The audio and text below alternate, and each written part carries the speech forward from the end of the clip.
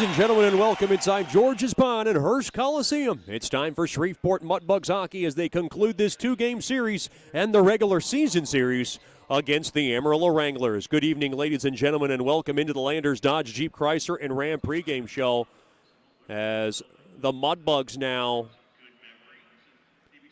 find themselves in a very hot streak. The Mudbugs have won 13 of their past 15.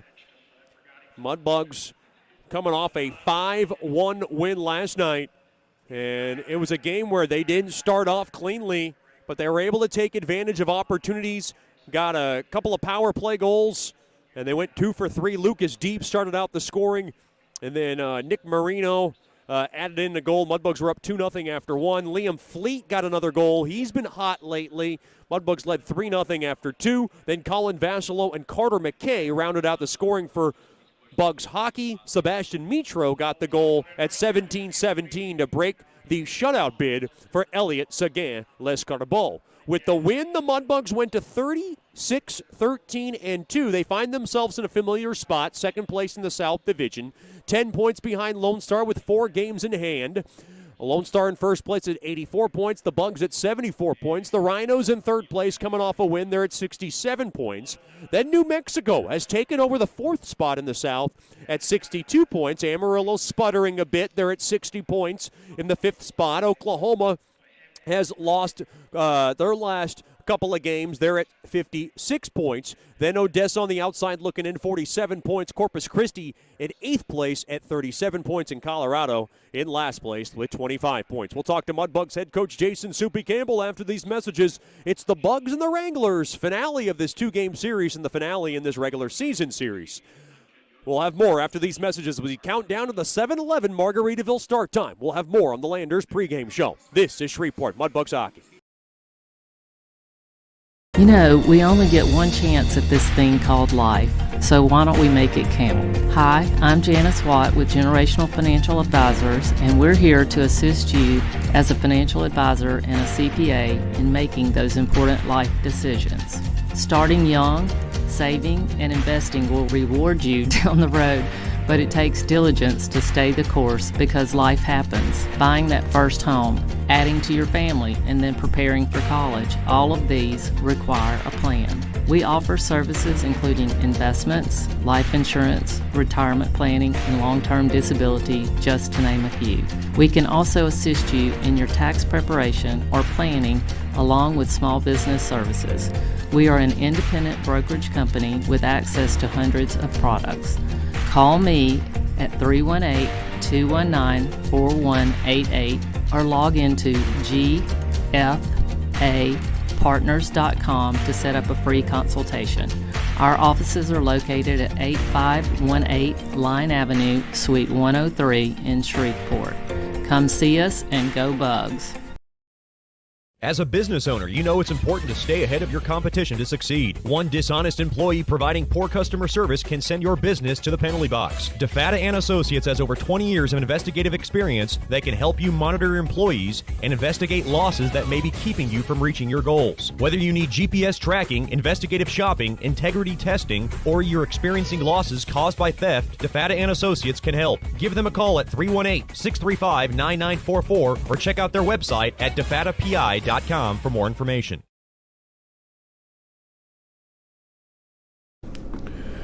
Welcome back into the Landers Dodge Jeep Chrysler and Ram pregame show. Finale of this two-game series between the Mudbugs and the Amarillo Wranglers. We're joined by Mudbugs head coach Jason Soupy Campbell. And coach, a 5-1 win, a lot of things you liked. I know one thing you didn't like when I asked you at the end of last night's game was the start of the game. Did it look worse looking back at it in film? It just felt like we were on our heels. I wouldn't say it necessarily looked worse. It was just kind of what I expected to see. We were just on our heels a little bit. They came out hard and trying to use their big bodies and try to take the physicality to us. And I think we were a little shy at the start. So, but we finally found our groove. Got a little, I guess, a little angry that they were kind of taking it to us like that, and we we showed some bounce back with our physicality and just getting our feet moving, getting our feet on fire, and being aggressive on pucks. So there's more ways to be aggressive than just throwing bodies, and they've got several inches on us and several pounds on us. So we got to be smart when we're physical, but we can still be aggressive on pucks on our forecheck and around the net and moving the puck. Just being really aggressive with our play around them. So don't necessarily always have to go through them. We got better at that as the game went on. I know Michael Hill works diligently on this power play, and you got some power play goals last night. A happy Michael Hill is probably a happy life, and you guys are able to get some goals and kind of take advantage of those opportunities.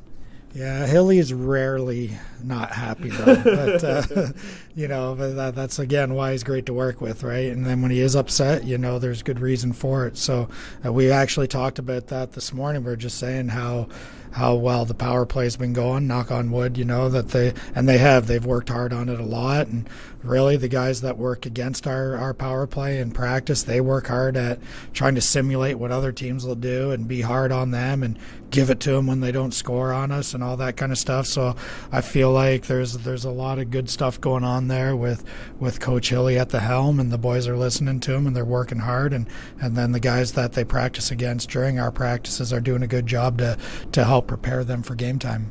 Did you like the way the third period unraveled? Because at that point, Vassallo scores early in the fourth. It's a 4-0 game. The game's pretty much in hand for the most part. I'm sure you wouldn't say that as a coach, but from that point of view, things can get a little wonky, but it didn't seem like it happened. Yeah, the game's not in hand, like you said, but we do have a 3-goal lead, and that's a nice lead to have, and you're thankful for it. But we all know how things can go in sports in general, So for us to be able to get a big goal there again, to give us a little more cushion, and, I was a little upset with the goal that we let up. I think there was several ways to defend that better, and we just didn't do it, so that kind of rubs me the wrong way. Sure. But again, boys did a good job. It's so hard to be perfect in this in this world and in the game of hockey. And again, they played a pretty thorough game, and they reaped the benefits of that by getting a huge win. I don't know. I mean, I asked you about Amarillo before last night's game, and I think people want to use the excuse of, well, they made a coaching change, so things looked a little scattered. Did you see a team that maybe looked like a team that had made a change? I like their team. Hilly likes their team. Muskie likes their team. We think they've got a great hockey team over there. And you know what? We can't get into our players' heads and know what's going on there. Obviously, when you make a coaching change, there's stuff going on, and it could affect players differently, But really, for the most part, I thought they came out hard and energized and ready to prove a point. And we needed that as ourselves, We needed to be challenged like that. And again, I expect them. Last time we were down there, we beat them the first day, and they came back and shut us out the next night. So we got to be ready for a big bounce-back game ourselves here tonight. Coach, thanks for the time, and good luck tonight. Thank you, Chet Yoder. We'll have more after these messages on the Landers Dodge Jeep Chrysler and Ram pregame show. This is Shreveport Mudbugs Hockey. The Robertson Cup champion Shreveport Mudbugs know big goals lead to big wins. That's why State Farm agent Ben Tolis and his State Farm team are here to help you score a big goal with your home and auto insurance. It's a great call that saves you time and money. So go score the winning goal and score savings by combining your home and auto. It's just another way we're here to help your life go right. Call State Farm agent Ben Tolis today at 318-688-1522. That's 318-688-1522. Sterling Dental Center is a proud partner of the Shreveport Mudbugs. I'm Dr. Emil Janu, and my experienced staff and I will handle all your dental needs, from routine cleanings, x-rays, cavities, toothaches, and more, with the best and safest treatment out there. We are a family here at Sterling Dental Center, and we treat our patients like family. We welcome many forms of insurance. Come get your next dental appointment at Sterling Dental Center in Shreveport by calling 318-688-1040 or logging on to sterlingdentalshreveport.com. We only get one chance at this thing called life, so why don't we make it count? Hi, I'm Janice Watt with Generational Financial Advisors, and we're here to assist you as a financial advisor and a CPA in making those important life decisions. Starting young, saving, and investing will reward you down the road but it takes diligence to stay the course because life happens. Buying that first home, adding to your family, and then preparing for college, all of these require a plan. We offer services including investments, life insurance, retirement planning, and long-term disability, just to name a few. We can also assist you in your tax preparation or planning along with small business services. We are an independent brokerage company with access to hundreds of products.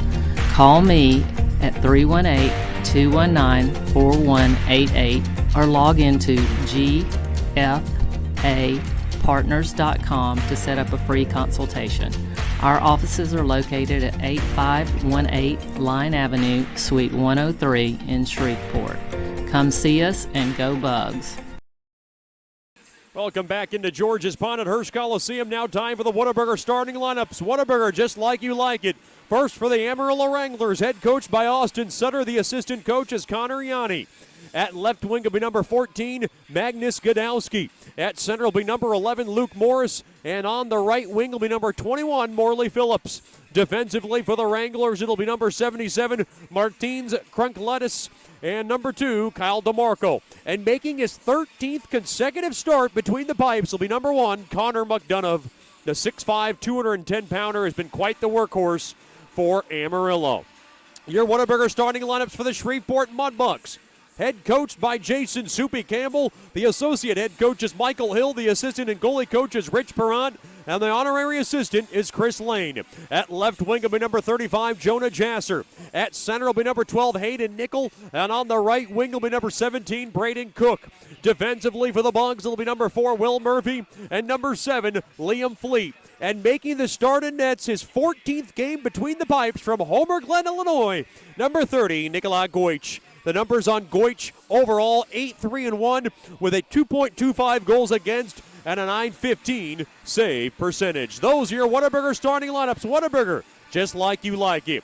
Mudbugs Hockey tonight brought to you by Porter's Industrial, delivering the difference in the Arklatex for over 20 years. Porter's Industrial strives with the utmost integrity to meet our customers' needs with quality uniform and facility services for your business. We'll take a quick break and then bring you the national anthem and the Landers opening puck drop as we continue on to our 7-Eleven Margaritaville start time. This is Shreveport Mudbugs Hockey. As a business owner, you know it's important to stay ahead of your competition to succeed. One dishonest employee providing poor customer service can send your business to the penalty box. DeFata and Associates has over 20 years of investigative experience that can help you monitor your employees and investigate losses that may be keeping you from reaching your goals. Whether you need GPS tracking, investigative shopping, integrity testing, or you're experiencing losses caused by theft, DeFata and Associates can help. Give them a call at 318-635-9944 or check out their website at defatapi.com for more information. Sterling Dental Center is a proud partner of the Shreveport Mudbugs. I'm Dr. Emil Janu, and my experienced staff and I will handle all your dental needs, from routine cleanings, x-rays, cavities, toothaches, and more, with the best and safest treatment out there. We are a family here at Sterling Dental Center, and we treat our patients like family. We welcome many forms of insurance. Come get your next dental appointment at Sterling Dental Center in Shreveport by calling 318-688-1040 or logging on to sterlingdentalshreveport.com. Welcome back into George's Pond at Hearst Coliseum. Mudbugs making their way out onto the ice in their red jerseys with the jerseys that spell out Mudbugs in front, the white numberings and letterings along the backside with the black lining in the middle. The Amarillo Wranglers in their white jerseys with the Wranglers logo in front, the navy blue numberings and letterings along the backside. Mudbugs will skate from left to right. Mudbugs Hockey Night brought to you by Fireplace Specialties. Fireplaces, gas logs, glass doors, wood stoves, inserts, mantles, and grills. They got it all. They're located at 8500 Box Road in Shreveport or by logging on to fireplacespecialties.net. Mudbugs continue on in their homestand next weekend. They'll take on the Oklahoma Warriors for the third series in their last 4 series. It'll be our Geeked in America themed series with our Captain America specialty jerseys, which will be worn by the Mudbug players, and it will be auctioned off after Saturday's game. Lots of fun. Come on out. next Friday and Saturday, the Mudbugs and the Warriors. You can get your tickets by giving us a call at 318-636-7094 or by logging on to mudbugshockey.com.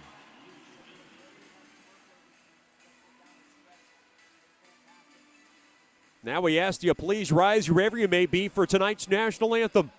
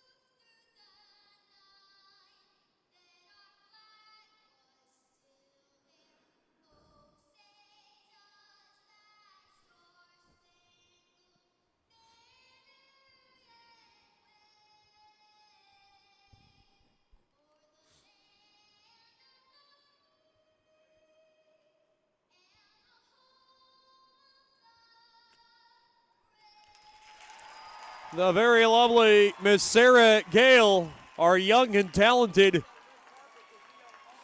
performs a dandy of an anthem. She's done it before, she'll do it once more, and we're glad to have her with us to get this baby started. I'm Chet Yoder coming to you live from the George. So glad to have you with us. Mudbugs, winners of 13 of their past 15 on one of their best stretches that they've ever been in their NAHL 8-year history.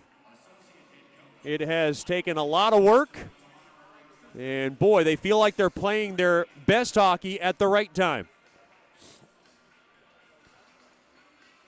Good crowd still filing in here into George's Bonnet-Hurst Coliseum.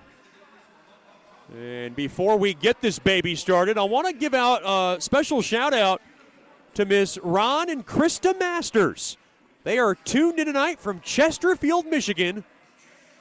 Their daughter is Miss Maria Masters, who's the brave soul, who's the adoring girlfriend of Lucas Deeb. We saw her at the showcase.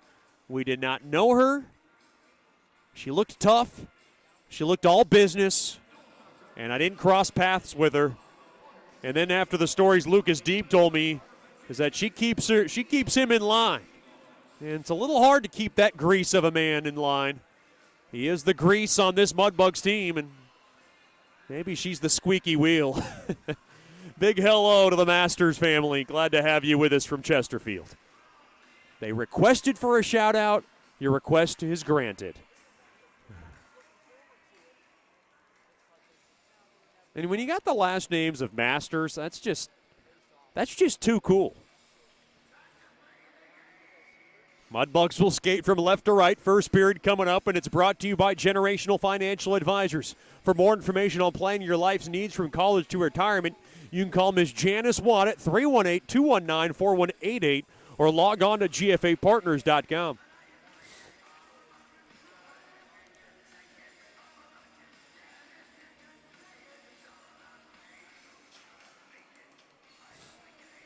It'll be Hayden Nickel and Luke Morris at center ice.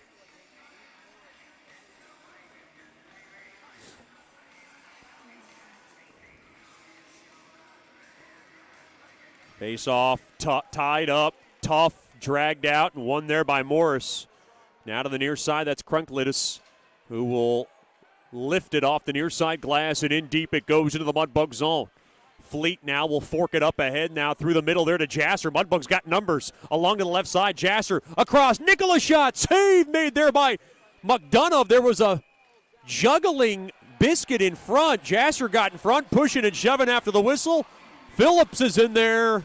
Jasser got messed with. And it gets broken up quite quickly from the officials.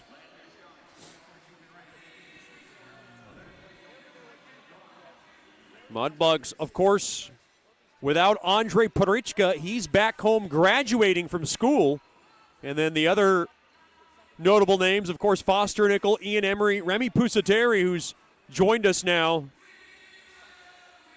along the blue line, all not in the lineup this evening. 22 seconds in, and that's how this game gets started. Face-off one there from the right wing circle. Now taken, and losing his balance there was DeMarco, but he's able to rail it off the far side boards and in deep into the Mudbug zone. Thrown in front. Goich looking on. Shot and blocked in front there by Cook. Now Cook's got it along the near corner. The puck swept back out to center, but taken there by Ben Ivy. This is the line that Amarillo wants to get going. It's the Ivy line. They were very good last season. They've been banged up for most of this season and really have not been able to get going at the right time. Murch has got it. Murch now will sling it up off the stick of Ryan Burke, who just became a member of the 50-point club last night, and he is creeping toward a chance toward trying to get the franchise point scoring record. Now pushing and shoving. There were some blows behind the Bugs net that looked like Lucas Deeb was getting messed with. Boy, Amarillo coming in feisty, and now Ben Ivy starting to get a few blows in there. Burke's in the fray. We got doors opening up. Deeb's going in for sure. They got one for Amarillo, and Ben Ivy's steaming right now. Boy, they thought Deeb went in hard, a little too hard. It's a slashing infraction on Deeb. Ben Ivy goes in for roughing. So a little testy between these two teams to begin the contest. 4-on-4, $1.08 into this contest.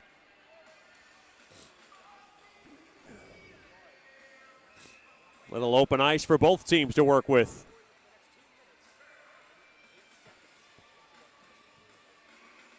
Ben Ivy had something to say toward Deeb's way. Deeb not in the chatting mood, and that's quite shocking if you ask me. He's usually one to have the lip service working nonstop. Into the near corner. Thrown back up top. Haru fires one toward the net, in and out of the glove of McDonough, and he corrals it.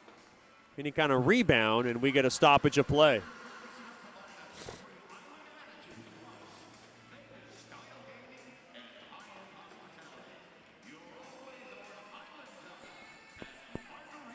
$18:38 remaining in the opening period. I'm Chet Yoder, so glad to have you with us.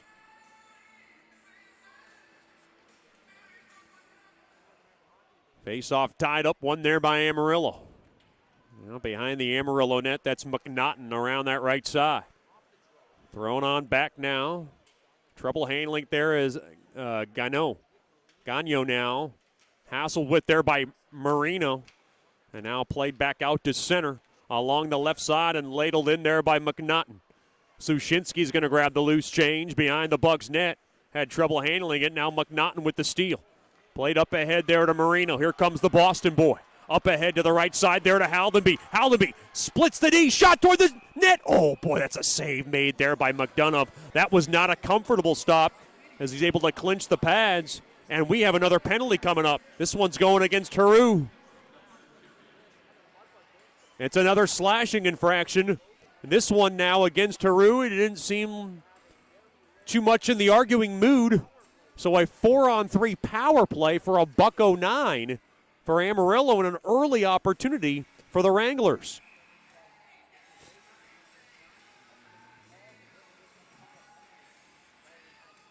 Shot totals 5-1 in favor of Bugs hockey. That might change here. Amarillo only had 2 power plays. Last night they were 0 for 2. Puck gassed all the way down the length of the ice there by Murch.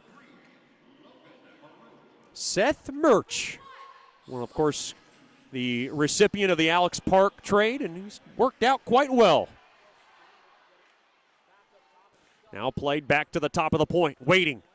That's Gagnon. Played back up top to Troutwine. Troutwine waits through the bumper. Across now near circle there to Gagnon. Settled back up top. Shot toward the net. They score. It was through traffic, and it finds the blocker side of Goich and into the back of the net. And Goich looks mystified, and Amarillo's on the board early. 2.5 gone by. It might have been tipped in front. It looked like Jack Ivey got a piece of it. And Amarillo strikes first on the man advantage.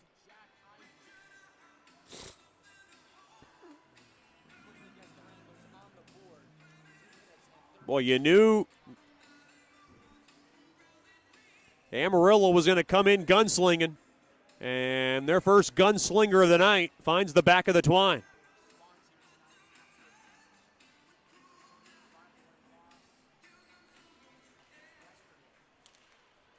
So now we skate back to 4-on-4 rather. Now Burke cross-ice patch. Looked like it was touched by a high stick there by Gagnon.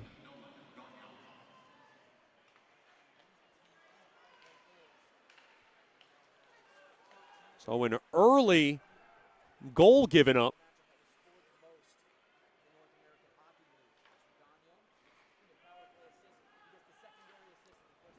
By the Bugs. Jack Ivey's 28th goal of the season from Troutwine and Nolan Gagnon.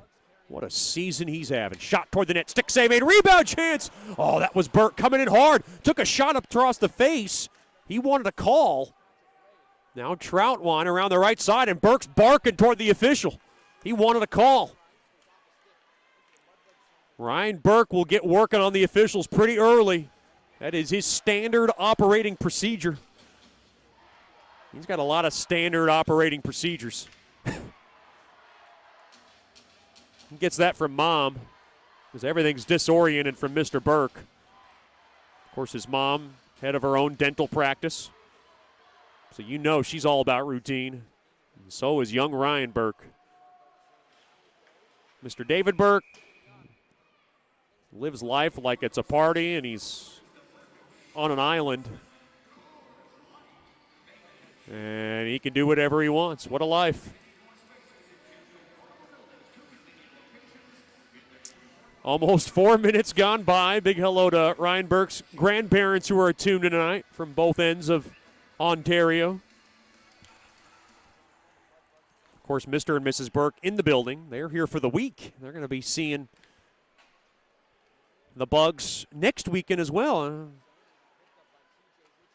was about to say, there's a limit on how much Mr. Burke I can handle. And 2 series in a row, that is overdoing it a bit, if you ask me.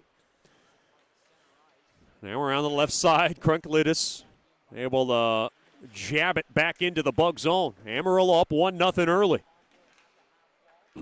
That's Murray. He'll send it on back to Sushinsky. Up ahead now, far side off the stick of Seminara. Taken there by Boucher. Around to the right side. Looked like Sushinsky was tripped up along his own end. And now Miller's got it. Good forecheck there by Boucher to create some trouble. Now played back out to center. Boy, Amarillo coming in with a good punch to begin this game, very similar to last night. Now worked back into the Amarillo zone off the far side boards, back out to center. Spun around, and Vassilo, right side there to Fleet. Fleet will drop it back to Murch. Murch to Fleet along to the right side there to Haldenby, and he'll go ahead and yank it in. Big hello to the Haldenbees. Tuned tonight from Toronto. Glad to have them with us.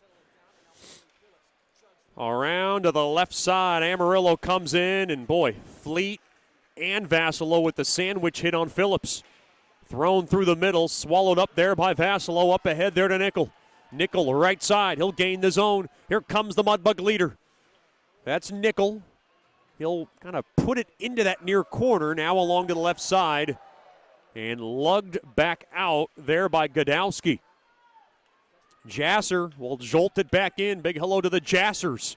Tuning tonight from Flower Mound, Texas. I believe we saw them in Oklahoma, and I only say that because, boy, there was some nice gifts that Jasser received from family members, I believe. Now up ahead, backhander, stick save made there by Goich on a backhander there by Phillips. Now along to the end boards. Burke around to the far side. Played back up top, and Ritchie can't hold the zone. All the way back in, Goich tries to get settled in. 6:20 gone by here in the opening period. Amarillo 1, Shreveport nothing. Austin, boy, he had trouble fighting that puck. Up ahead, stolen away. Here's Deeb. Deeb outnumbered, going to try to do it himself. He'll work it into the near corner. He'll kick it around. Good hard check along the back on Ritchie from Litchard. Mudbugs battling for it along the end boards. Thrown off the stick of Burke and taken back out now along the near side there by Pukkanen. Pukkanen gains his own along the left side, and he'll love tap this baby into the near corner. Along that near side, Deeb tries to spin it out. He does. And now taken there by Deeb. He'll put it back into the Amarillo zone. Seminara and the grind line gets back to work. That's Seminara, McKay, and Boucher. Seminara kind of coined that line name. Haven't had very many line names on the Bugs in a while. Now through the middle. Good body bump there by Seminara. And McKay, who had a goal last night, able to force it back into the Amarillo zone. Carried back out through the middle. Boucher taken away there by Ben Ivy, and he'll bang it back into the Bug zone. 12:25 remaining in the opening period. A 1-0 Amarillo lead on the goal from Jack Ivy is 28th on the power play.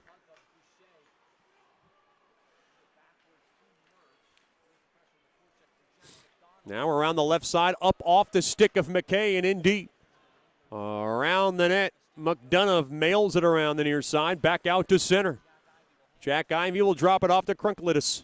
Up around the right side, and Ben Ivy will watch it go out of play. For a break in the action, 11:57 to go here in the opening period. A break in the action. Amarillo 1, Shreveport nothing. This is Shreveport Mudbugs hockey. You know, we only get one chance at this thing called life, so why don't we make it count? Hi, I'm Janice Watt with Generational Financial Advisors, and we're here to assist you as a financial advisor and a CPA in making those important life decisions.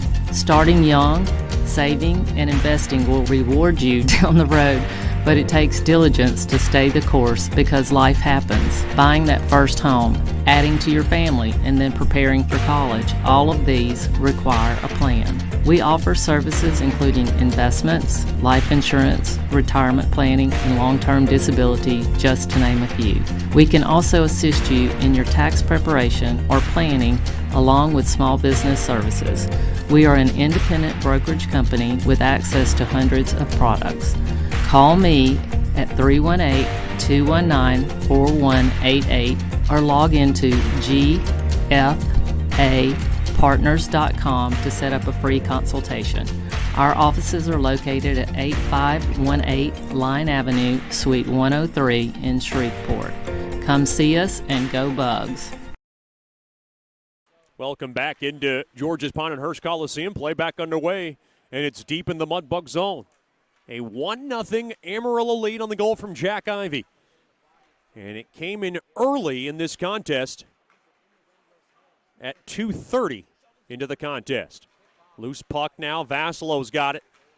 Vasilo trying to rim it out and taken away there by Miller. Miller snaps one toward the net. It got blocked in front, and it deflects into the protective netting.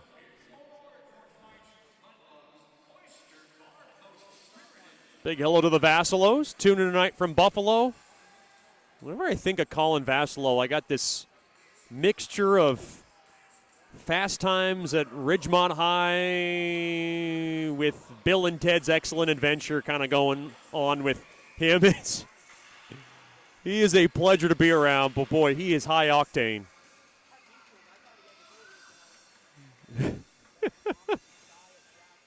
That is quite old school. I don't know if anybody's going to get those references, but that is the first thing that comes to mind. Face-off tied up and won there by Bugs Hockey. Around the near side, banked up off the near side, boards back out to center, and McKay will slay it in. The Moose Killer goes in along the far forecheck. Now taken there by Boucher. Boucher in front, tipped in front off the stick of Seminara. Save made there by McDonough. Now Seminara gets tripped up. They try to wrap one in. Save made there by McDonough, pushing and shoving. McKay's getting messed with, and now they got an extra man in. Mudbugs were looking for a call. Boy, there looked like McKay was outnumbered. Godowski got in there. Godowski's going in for sure. They're still pushing and shoving going on. McKay now sits on the ice helplessly. Boy, there was a crowd up. Looks like there's a couple of penalties coming up. Now we're going to try to figure this all out. Looks like McKay's going in as well. I don't know if it's going to be evened up. Godowski, Morris, and McKay were all in the middle of it. We'll see what happens out of all this as Hayden Nickel is at center ice. Boy, Seminara thought he was tripped up. That was the original one that Coach Soupy wanted. He is right in front of the Mudbugs bench now to look for a conversation that might be had. Now we're getting crowded here in the Amarillo penalty box.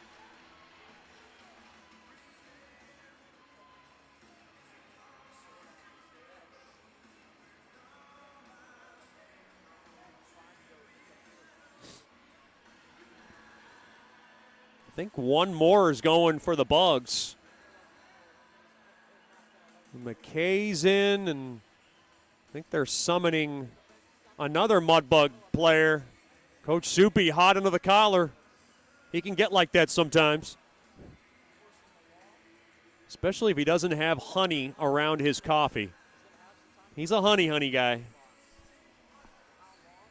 Oh, wait a minute here. Now a longer discussion going on in the Amarillo box. 10:55 remaining in the first. Someone's taken, I think, the 10-minute trip. That looks like it's Morris. That's a big clog piece in that Amarillo. Oh, wait a minute. No, he went the other way. He's leaving the box to go back to the bench. No, I stand corrected.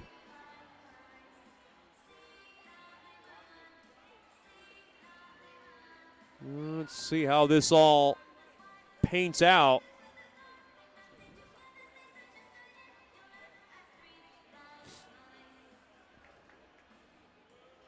Amarillo on top, 1-0.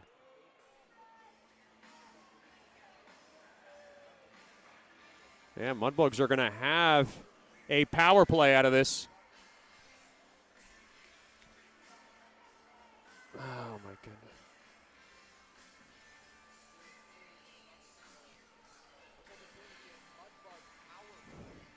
Mudbugs are going to get away with a power play out of this. I think Coach Soupy wanted more.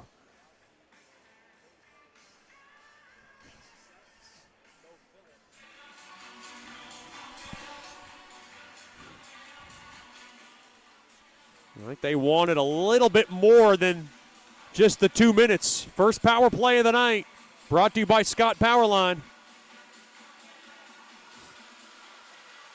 It comes 9:05 into the contest.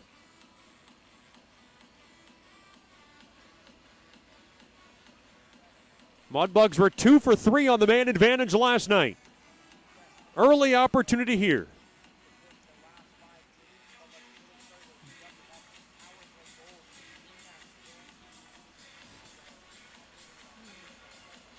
Face off, right wing circle.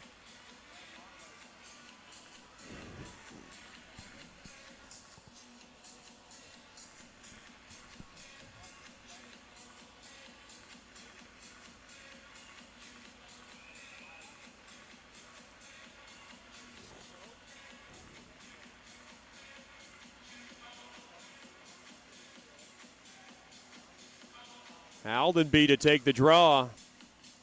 A big moment in this game.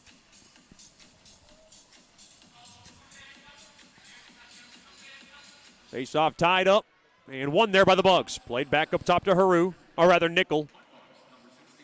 Now Nickel, right point, across there to Vassalon.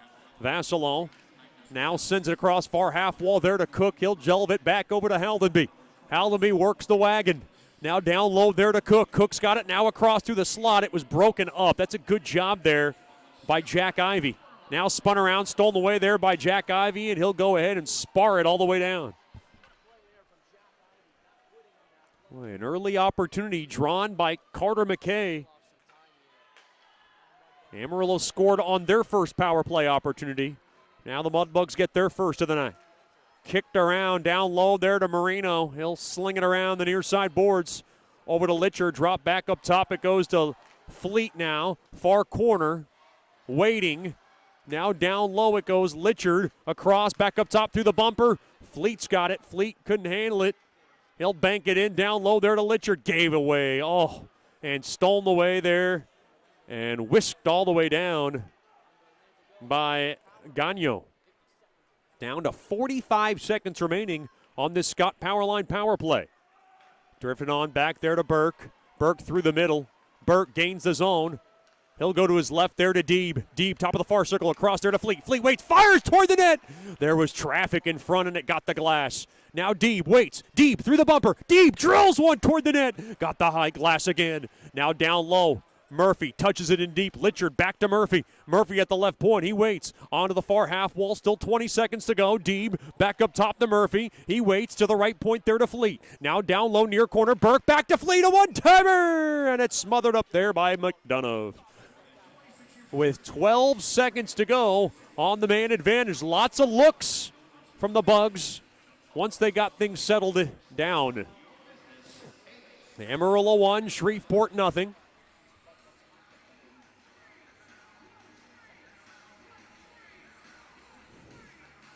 Mudbugs back at home next Friday and Saturday night. It'll be Geeked in America night. Mudbugs host the Oklahoma Warriors. Geeked in America. Special Captain America themed jerseys. Be sure to get your tickets now by giving us a call at 318-636-7094 or by logging on to mudbugshockey.com. The players will be wearing Special Captain America themed jerseys, which will be auctioned off after Saturday's game. Face-off won there by the Bugs. Play now, right point. Murch sends it in down low. Now a chance there from the tough angle there by Cook, and it was taken away. And now Jack Ivey spears one toward the net. Stopped there by Goichi. Almost gave it away. Back to 5-on-5 hockey. Mudbugs come up empty. As Cook has it, he'll throttle it in. Now get held up a little bit. Now along to that right side. In deep, Amarillo's got numbers. And now a shot after the whistle. Nickel did not appreciate it. Push it and shove it now. We have a whistle. We have a penalty coming up. Boy, to think how feisty it is. Just 8:31 remaining in the first period. We got a lot of time in this one.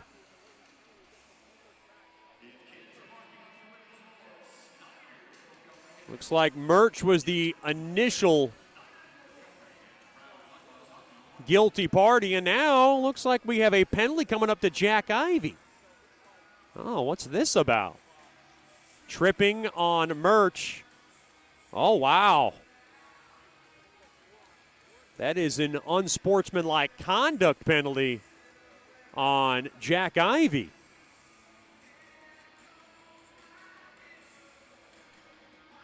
Austin Sutter doesn't seem too pleased. 8:31 remaining here in the opening period. We'll skate 4-on-4. Ben Ivey starting to lobby his case. That's the Amarillo leader. And a very frustrated Amarillo squad.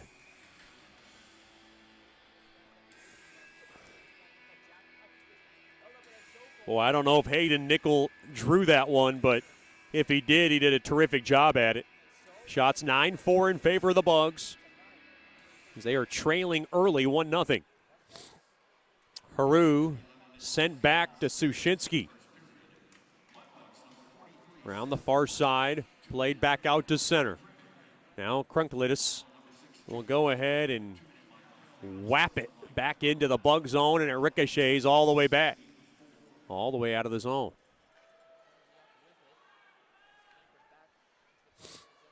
So Murch sits for 2.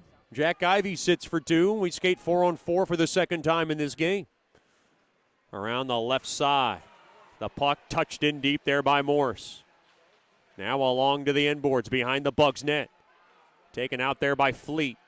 Up ahead it goes too far there for Marino. Marino going to chase after it, and he'll knife it back into the Amarillo zone. 7:40 remaining in the opening period. Amarillo 1, Shreveport nothing.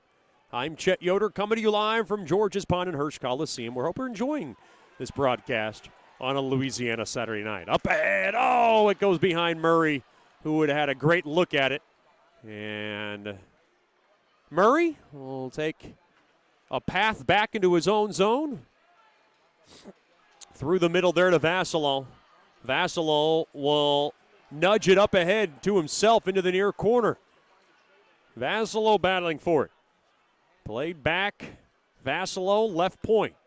He'll rim it in. Into the far corner now behind the net. Murray, a wraparound chance. Save made, rebound chance. Poked that just wide. That was Vassalo. Oh, Murray made the play possible. And Vassalo couldn't settle it down to get it into the net. As the puck now lambasted back into the Mudbug zone.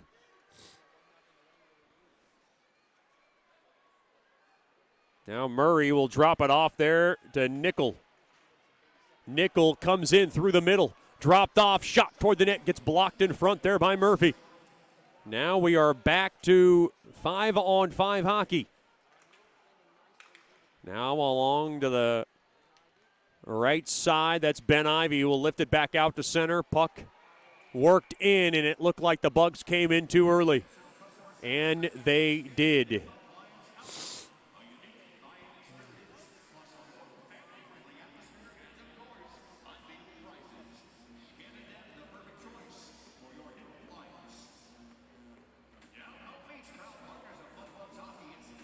.6:13 remaining in the opening period.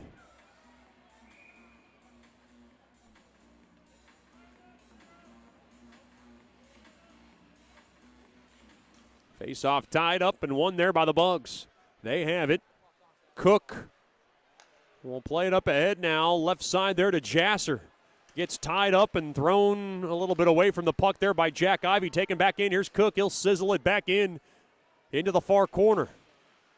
Jasser toward the net. And a stick save made there by McDonough,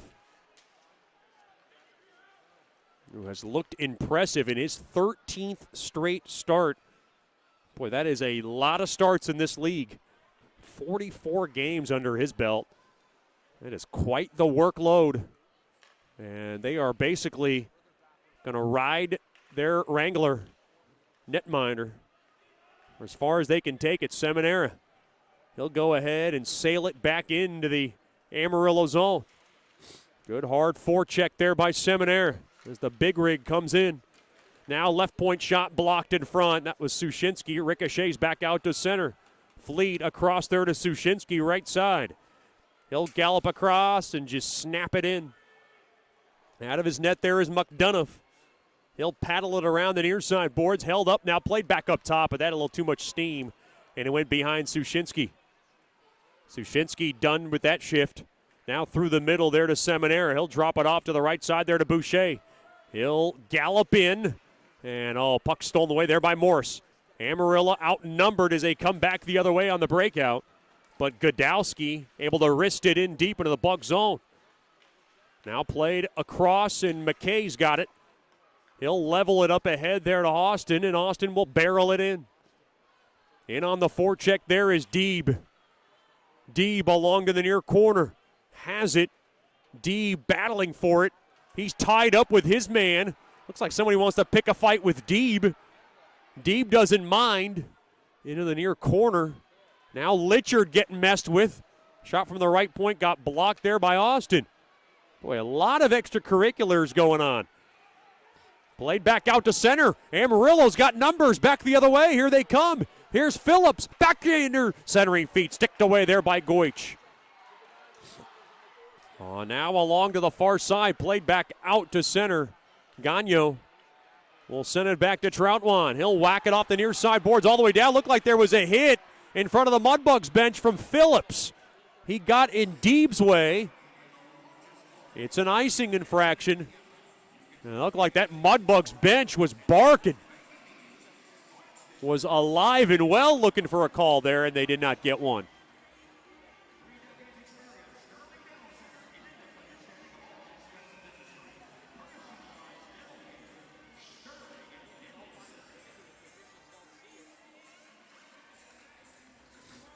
Face off to the left of McDonough. Face off tied up and taken there by Bugs Hockey. Or rather, Amarillo's got it. Now stolen away there by Vassilo. He'll fish it in down low there to Haldenby. Haldenby a chance. Backhander toward the net. It hit off the body of Marino. Marino battling for it. Gagno right up in his face. Boy, that is like a moth right in your eye. Marino's been just pestered most of this night. Now, Vassilo trying to get free. Vassilo boxing out. He gets taken down. This is a scrum. Rugby-like along the boards. Marino still trying to squeeze it out. Now played out free. Vassilo with a chance, looking for some room. Vassilo now sends it around to the far corner. Pinch in the zone there is Murray. Takes a chance. It works. Now taken away. Pass goes behind. Cutting Jasser. Now back out to center. Pukinen will send it on back, and Amarillo will take it all the way back behind their own net. Up ahead, right back out to center. That's Murch. Murch will go ahead and just sweep it back into the Amarillo zone.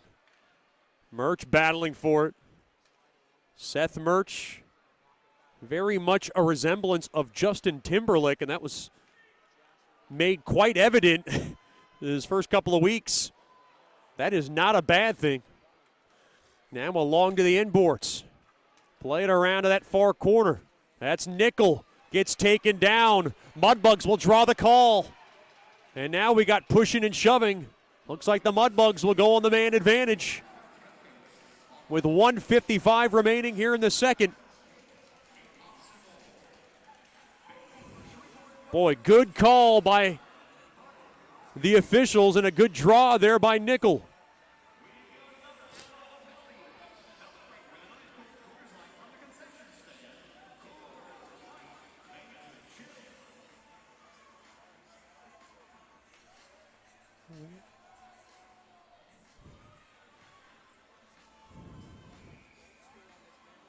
Mudbugs 0 for 1 on the man advantage.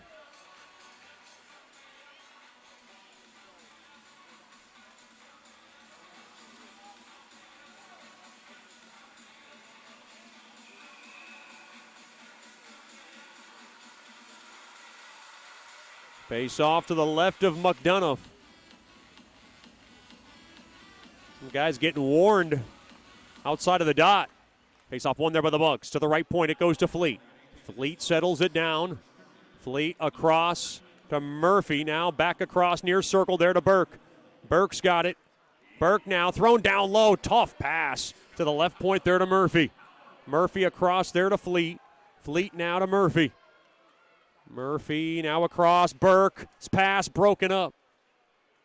Into the near corner. Here comes Murphy. Dropped off the Litcher. Thrown through the slot. And couldn't corral it cleanly. There was Fleet. Now a popping pass up ahead. Waiting for it. Oh, and a good glove save made there by Goich. He keeps play going. Over to Litcher. That was an opportunity there by Jack Ivey. If he could have corralled it cleanly. Dropped in down low into the near corner. Fleet. Oh, hard check as Burke goes down. That was awkward. He might have lost his balance there. Pushing and shoving now. Litchard in front, waiting. And now Deeb spins it around, gets set up. We're down to a minute remaining on this power play. Murphy across, Flea guns one toward the net, and it's a save made there by McDonough. With 45 seconds remaining in the period, 50 seconds remaining on this power play, brought to you by Scott Powerline.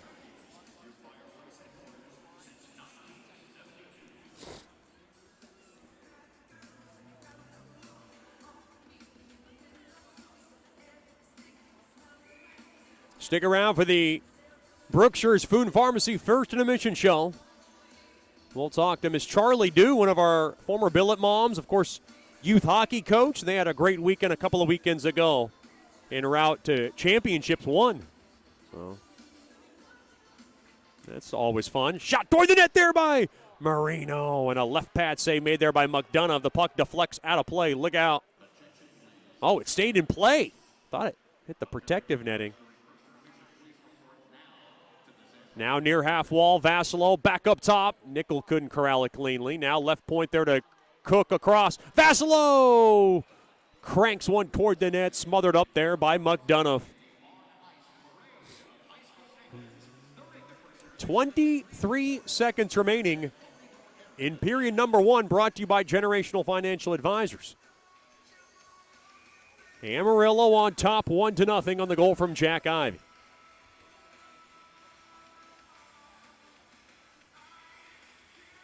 Face-off tied up, one there by Amarillo across the far side. Held in there by Marino. They're looking for a late one in the period. Or rather, Cook, he tried to send it back up top. It deflected off the stick of Ben Ivey all the way down. One last chance, maybe, if the Mudbugs want it. Nickel around the left side, up ahead there to Cook. Cook gains his own, and he'll just dump it in, and now along to the near corner, and that'll do it for the period. Amarillo 1, Shreveport nothing. Stick around for the Brookshire's Food and Pharmacy First Intermission Show. This is Shreveport Mudbugs Hockey. You know, we only get one chance at this thing called life, so why don't we make it count? Hi, I'm Janice Watt with Generational Financial Advisors, and we're here to assist you as a financial advisor and a CPA in making those important life decisions. Starting young, saving, and investing will reward you down the road, but it takes diligence to stay the course because life happens. Buying that first home, adding to your family, and then preparing for college, all of these require a plan. We offer services including investments, life insurance, retirement planning, and long-term disability, just to name a few. We can also assist you in your tax preparation or planning along with small business services. We are an independent brokerage company with access to hundreds of products. Call me at 318-219-4188 or log into gfapartners.com to set up a free consultation. Our offices are located at 8518 Line Avenue, Suite 103 in Shreveport. Come see us and go Bugs. The Robertson Cup champion Shreveport Mudbugs know big goals lead to big wins. That's why State Farm agent Ben Tolis and his State Farm team are here to help you score a big goal with your home and auto insurance. It's a great call that saves you time and money. So go score the winning goal and score savings by combining your home and auto. It's just another way we're here to help your life go right. Call State Farm agent Ben Tolis today at 318-688-1522. That's 318-688-1522.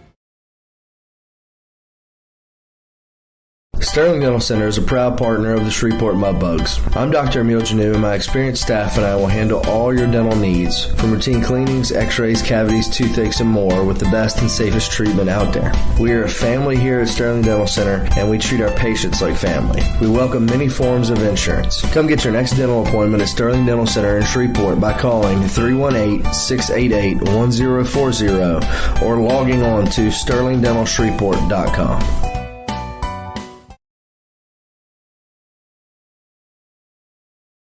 Hey, this is Chet Yoder, voice of the Mudbugs. DeFada and Associates Investigative and Risk Analysis Services has been conducting professional private investigations for over 20 years. They offer a full range of services to both individuals and businesses. Whether you need an investigator for a personal matter like a child custody case or you suspect an internal theft problem with your business, DeFada and Associates has the experience, training, and knowledge to get you the information you need. Call Jerry today at 318-635-9944 to talk about your case or visit them online at defadapi.com.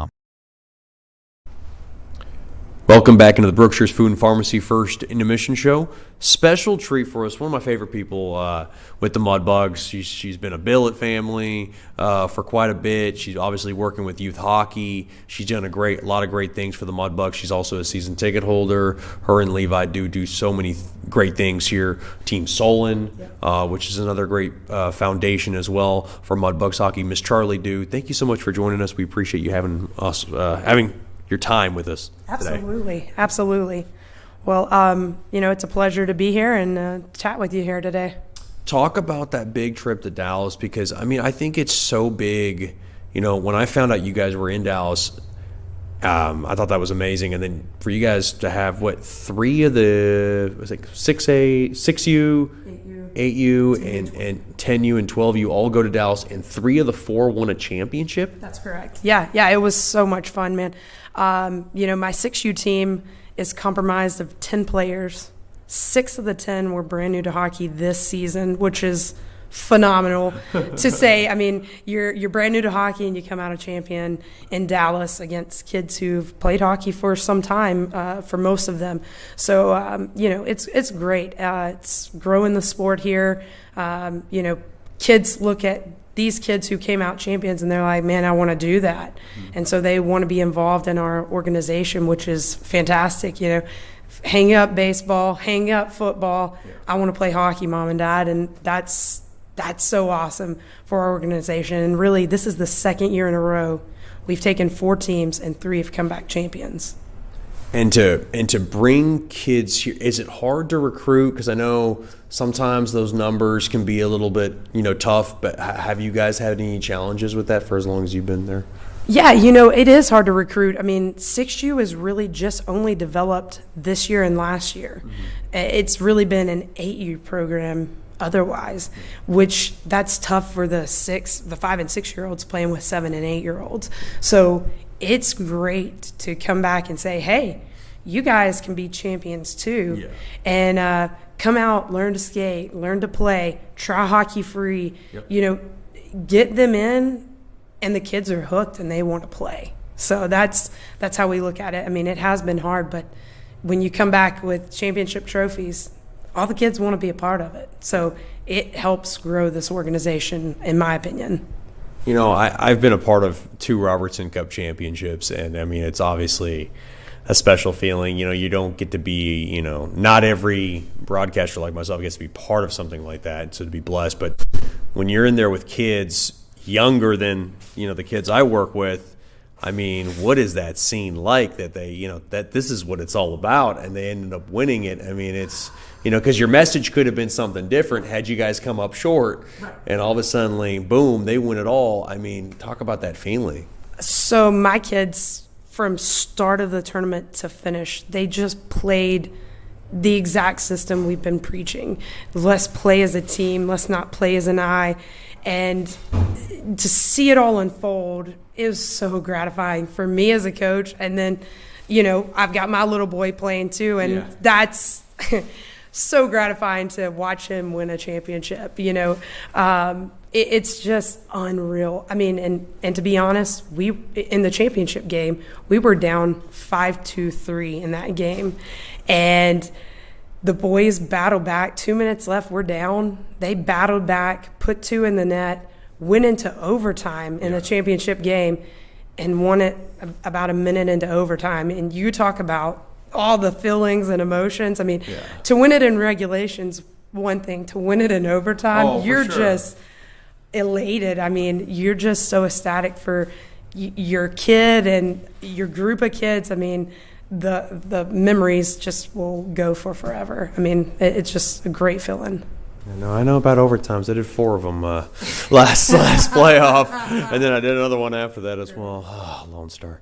Talk about Paxton. It's goaltending is obviously.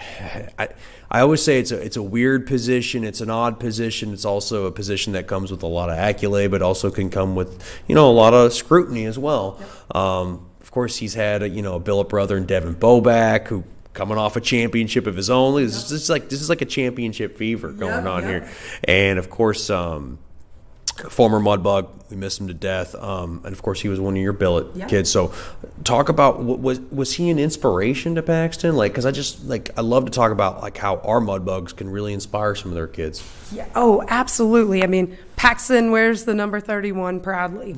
Devin Boback, he loves Devin. They have an unreal bond. We got to see Devin last summer in Dallas, and, it was like we picked back up where we left off. Yeah. There's just that goalie bond that remains. I mean, of course, Levi's a goalie too, so we got Dad as goalie. We got a billet brother as goalie. Bushy, just, gosh, it's endless. He's had so many people to look up to in that position, and that's just his comfort zone. He just loves to play that position. Even in Dallas, one of our games goes into a shootout, and it's like me and Levi looked at each other. We're like, he's got this. Like, this is what he's built for. He's watched, all these other great goalies do this, and had it, let him one goal out of all the shooters, which won the game. That was his first regulation win in a tournament. So cool. But he has just so many people to look up to, and the Mudbugs organization is a huge part of that for him. And at that age, I've seen him. Like, he's bouncing around. Like, he's got every little thing going on. To stay focused and kind of stick with it. There hasn't been any kind of moments of where he's discouraged on being a goalie? No, Devin is such a cool, calm, collected kid. Yeah. And Paxton picked right up on that. Oh, that's good. And so Paxton doesn't let the emotions get ahead of him. If he loses the game, we'll talk about it. He might be not happy about it, but we bounce back, we let it go, and we move on to the next game. And, that's just kind of how Devin played. And that's how Paxton plays, and it's, direct reflection, man. It's so cool to watch. I've heard some of the kids talk about, our Mudbugs and how, they want to be there someday. And I've heard a little bit of conversations. Do you hear that as well, obviously being around them? Oh, absolutely. And when you got a local hometown guy, Braden Cook, skating around, it's easy when they hear Braden Cook from Shreveport, Louisiana. Wait, what? That's possible here? Yeah, it is, And even cooler, I used to referee Braden's games when he was in our Mudbugs youth hockey organization. So he literally started here, and you can be that. He hustles. He's worked hard to get there. It wasn't easy peasy. I'm a Mudbug. You got to work, but you can be that. We're talking to Charlie Dew, our head coach for our 6U youth hockey team for the Mudbugs. I did want to ask you, so just to kind of get the nuts and bolts, if a kid would want to join, or I guess what's obviously the first step would be learn to play or learn to skate, but like how would they get involved? What is the easiest outlet to get connected and get signed up for that? So check out juniormudbugs.com or Mudbugs Youth Hockey on Facebook. And definitely the Learn to Skate and Learn to Play program are the first steps, and then we kind of graduate the kids into the league. It's pretty easy for 6U kids. We want anybody who's able to skate, hold their stick, to be able to kind of graduate into that program, because our program gives these kids about 30 ice times a season. Mm-hmm. And so the more time you're on the ice, the better you're going to get. And that's kind of the philosophy there. Now, some of the older kids, it's a little harder to graduate into it because you have to be able to keep up with the pace, but it's still get into Learn to Skate, Learn to Play. Those programs are made to get these kids ready to play the game of hockey. Well, before I let you go, I know you're a big member of the Team Solon Foundation. Of course, you're very close to the Petersons, who we love and adore as well. They're great billets. They do a lot of stuff for the Mudbugs. Can you kind of give us anything on what's happening with the Team Solon Foundation and what you guys have been being able to do? Yeah, absolutely. So this year, I think we sponsored almost 10 kids in the Mudbugs Youth Hockey Program. So just giving back to those who cannot afford to play hockey, equipment needs, league fees, whatever it may be. And you'll see us around this year fundraising and such to try to, again, get more funds to get more kids into hockey this next season. That's awesome. That's Charlie Dew.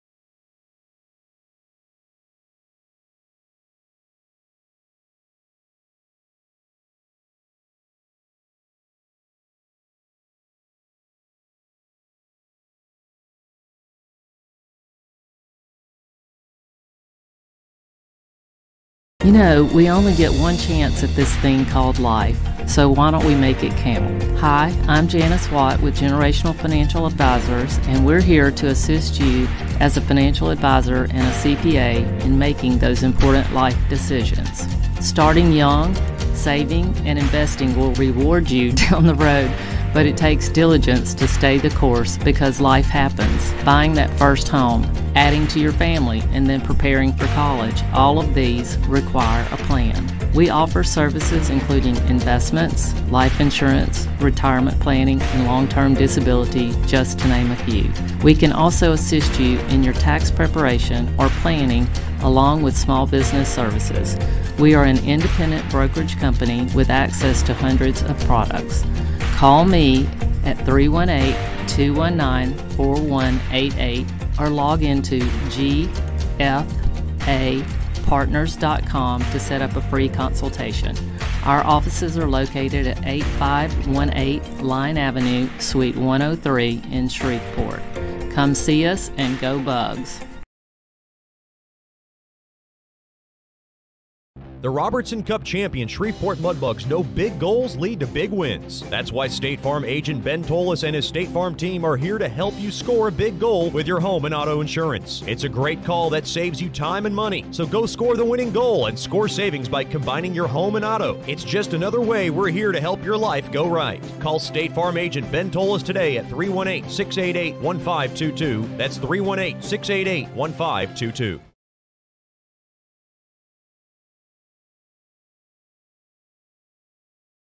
Sterling Dental Center is a proud partner of the Shreveport Mudbugs. I'm Dr. Emil Janu, and my experienced staff and I will handle all your dental needs, from routine cleanings, x-rays, cavities, toothaches, and more, with the best and safest treatment out there. We are a family here at Sterling Dental Center, and we treat our patients like family. We welcome many forms of insurance. Come get your next dental appointment at Sterling Dental Center in Shreveport by calling 318-688-1040 or logging on to sterlingdentalshreveport.com.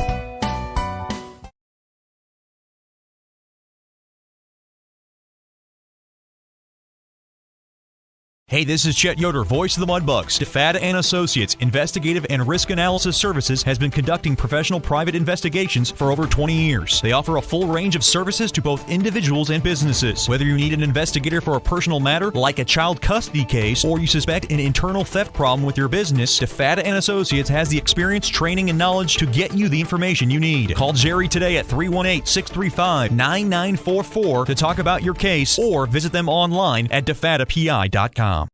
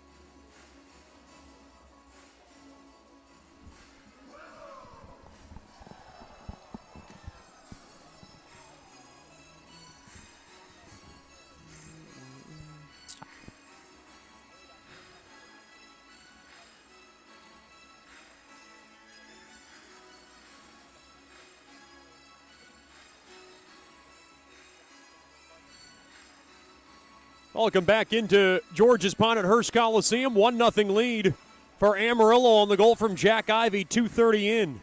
Second period coming up, and it's brought to you by DeFata and Associates Investigative and Risk Analysis Services. Personal matters, child custody cases, internal theft problems within your business.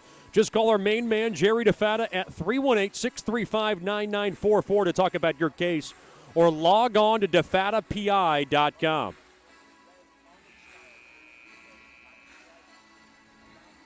Mudbugs didn't have the worst period, but they felt like they could have been better. They outshot Amarillo 15-6. So they know they're going to have to continue to press here, and maybe they can get some more opportunities on McDonough. Mudbugs skate from right to left here in the second. Mudbugs on the power play for 5 seconds. As the faceoff is won there by the Bugs. Murphy going to take it all the way back, and that'll do it for the power play. Mudbugs 0 for 2 on the man advantage. Up ahead off the stick of Cook, and in deep it goes into the Amarillo zone. Along to that far corner, battling for it there is Nickel. Nickel loses his glove.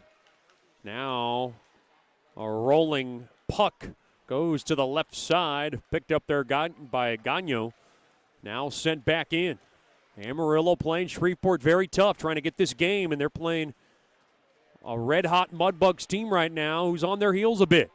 Jasser along to the far side there to Litchard, and Litchard will squeak it up ahead there to Cook. One man to beat. Here comes Cook.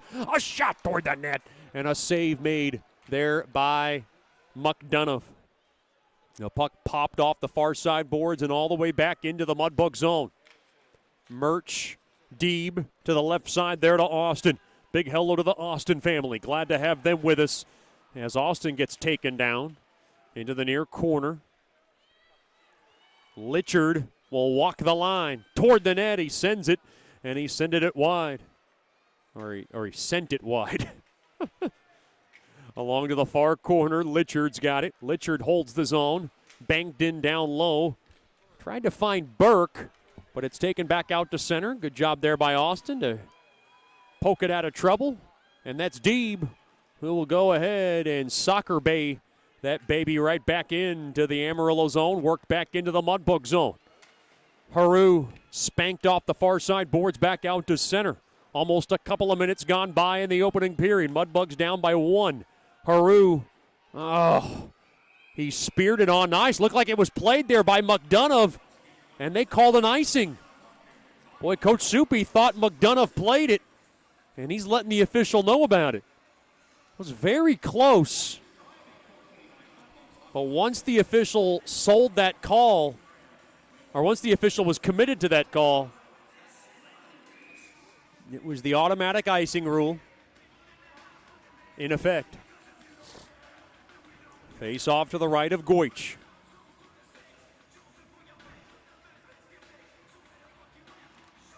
Face off tied up and won there by the Bugs as Haru able to shackle it off the far side glass in deep into the Amarillo zone.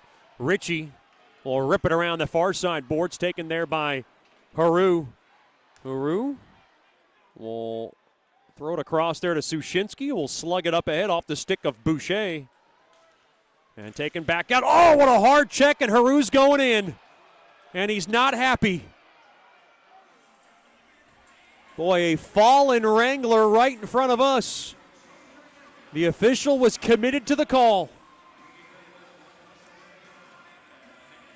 Oh, boy, I just read Haru's lips. I can't repeat it. Here comes Amy Baker, the Mudbugs' lead athletic trainer. Of course, Amarillo not with a trainer, so this is double duty for our magnificent athletic trainer.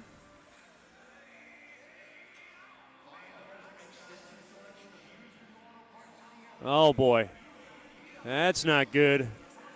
Looks like maybe some juice flowing. See what the call is here. I think the initial call was 2 minutes. It's going to stick with 2. Austin Sutter looks a bit puzzled. He wanted a little bit more than that. McDonald, the recipient of that blow, And Amarillo, for the second time tonight, has a power play. Amy Baker going toward the Amarillo bench, and I think she'll continue to work on McDonald a bit.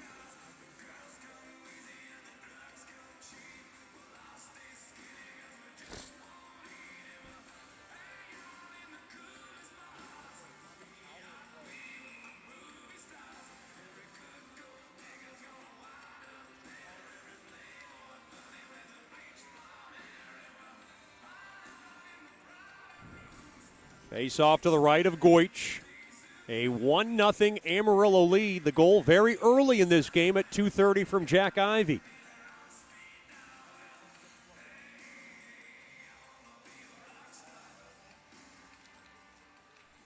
Face off tied up and taken there by Amarillo. They tried to churn it back up top. Now off the left side, off the stick of Burke, and in deep it goes into the Amarillo zone. Boarding the call on Haru, and he's still stewing about that call. Big hello to the Harus, tuned tonight from New Jersey. Oh, and a steal there by Nickel, and he'll throttle it all the way down. When Logan Haru is mad, the whole world knows it.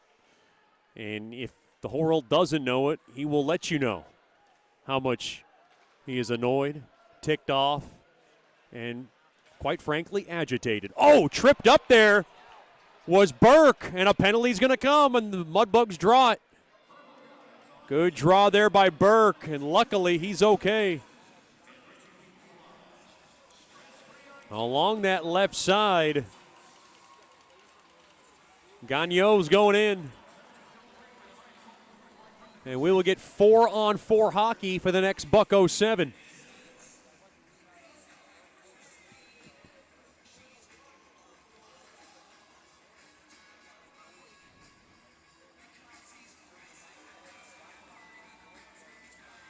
Gagno goes in for tripping. Little open ice for both teams.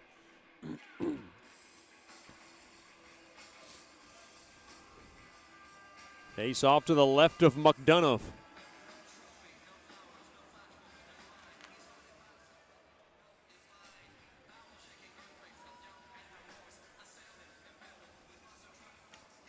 Haldenby to take the draw from the right wing circle. Comes up empty there. Looked like a draw maybe. Now along the inboards behind the Amarillo net. Murch to the right point, and oh, Haldenby cannot hold the zone. Just slipped under his stick. Now Haldenby dances his way through the middle. Haldenby now along the right side.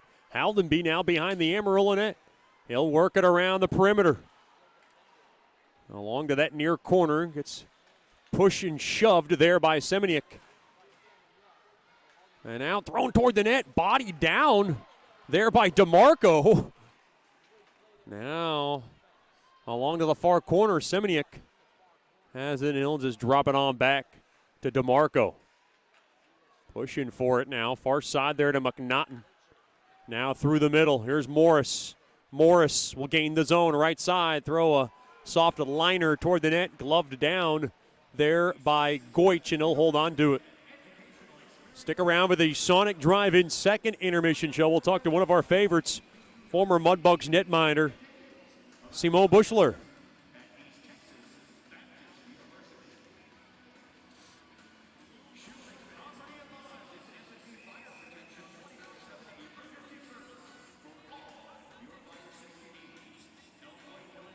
Face off to the left of Goich. Face off one there by Burke. Now along the end boards, Fleet has it. On over to Murphy along the left side, back to Burke. Burke now through the middle to the right side. Now the Mudbugs on the man advantage for 45 seconds. Brief power play. And now in front. Oh, that was deep, looking for a chance. Played back to the right point. Waiting. Fleet across, near circle. Murphy across. One-timer there by Burke. And a sliding kick save made there by McDonough along the right pad as the puck is skimmed all the way down. Fleet's got it. Goes through the middle. On over to Murphy. One last chance on this abbreviated power play. Murphy will just go ahead and finesse it in down low along the inboards. They'll play it around now to the right point, and Fleet can't hold the zone. Calls all the way back out, and now Jack and Ben Ivy looking for a chance, and that'll do it for this power play. Not much to be desired there, but not much time to work with. Back to 5-on-5 hockey. Now Deeb trying to hold the zone, back out to center. Murphy will go ahead and rake it back into the Amarillo zone. Mudbugs in a grinder tonight, down 1-0. 5.5 gone by here in the second. Up ahead, here's McKay. Got slowed down now to the far half wall. There to Seminara. Boy, Coach Soupy looking for something nice and big out of this line. That's kind of the grinding type of line. Far side there to Seminara. As the crowd just waiting for something big to happen. Along to the left side. Up ahead, intercepted there by McNaughton. And he'll go ahead and squeeze it back into the Bug zone. Into the near half wall, Seminara can't thump it out. McNaughton, toward the net. Stick save made there by Goich on a shot from the slot there by Phillips. Another shot gets blocked in front. Along the end boards, that's Phillips. And the Wranglers trying to do some work. Seminara's got it. He takes a hard hit, but he's able to spoon feed it back out to center. The puck now shaken back in there by Krunkletus. And it's swallowed up there by Goich, and he wants to hold on to it. 13:22 remaining here in the DeFata and Associates LLC second. Stop by the Swamp Shack on all home game nights for new Bugs merchandise, jerseys, apparel, and much more. They're also opening during business hours from 9 to 5. Just give us a call at 318-636-7094 or by asking for Miss Kimberly Jacks. You can email her as well, Kimberly@mudbugshockey.com. Now along to the left point. Wristed in down low behind the Bugs net. Along to the near corner. Mudbugs pushing hard, and Murch has got it. Murch now to the left side there to Jasser. Jasser cue balls it off the near side boards. Up ahead there to Cook. Cook now. He's got Nickel with him. Throw back to Nickel. Backhander poke checked away there by McDonough. That's a huge poke check. Another shot toward the net. Fought off there by McDonough. That was Cook looking for one. Here's Murch now behind the net. Dropped off there to Nickel. Now banked back up top. Jasser waits. Jasser spars one toward the net. Stick save made there by McDonough. We got a penalty coming up. I believe it's going against the Mudbugs. It's Murch who's going in. It's like a cross-checking infraction.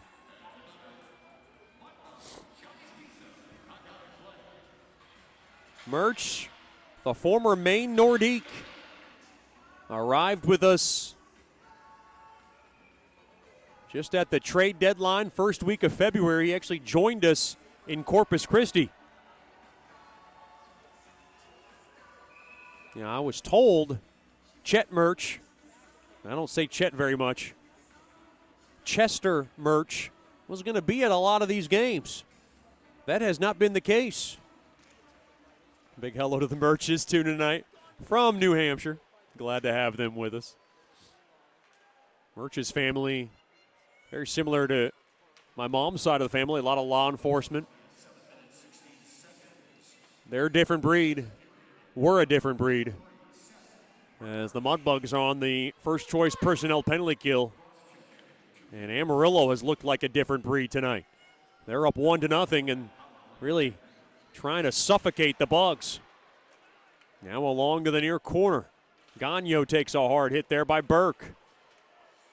Played off the near side boards. Gagno thrown across. Nobody was there.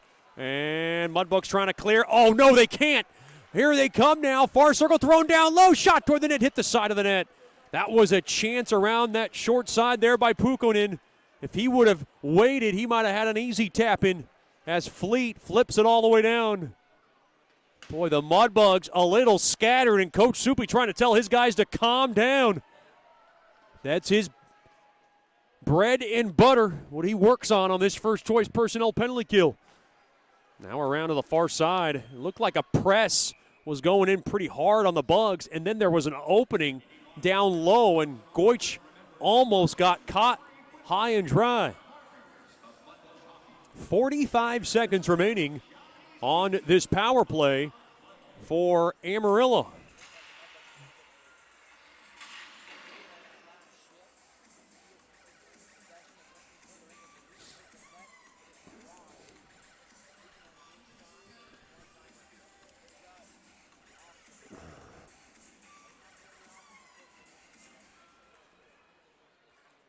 Face-off one there by Amarillo. They'll wing it in, now taken away. Right side, here's Nickel coming in through the middle. Nickel throws one toward the net. Save made there by McDonough, pushing and shoving. McDonough made the save. Nickel did what he wanted to do, and he got a face-off in deep now into the Amarillo zone with 31 seconds remaining on Murch's penalty. Claude making lots of friends, as he usually does.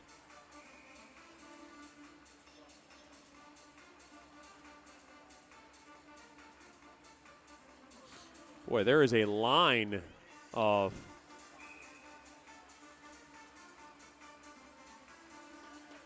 Mudbugs fans.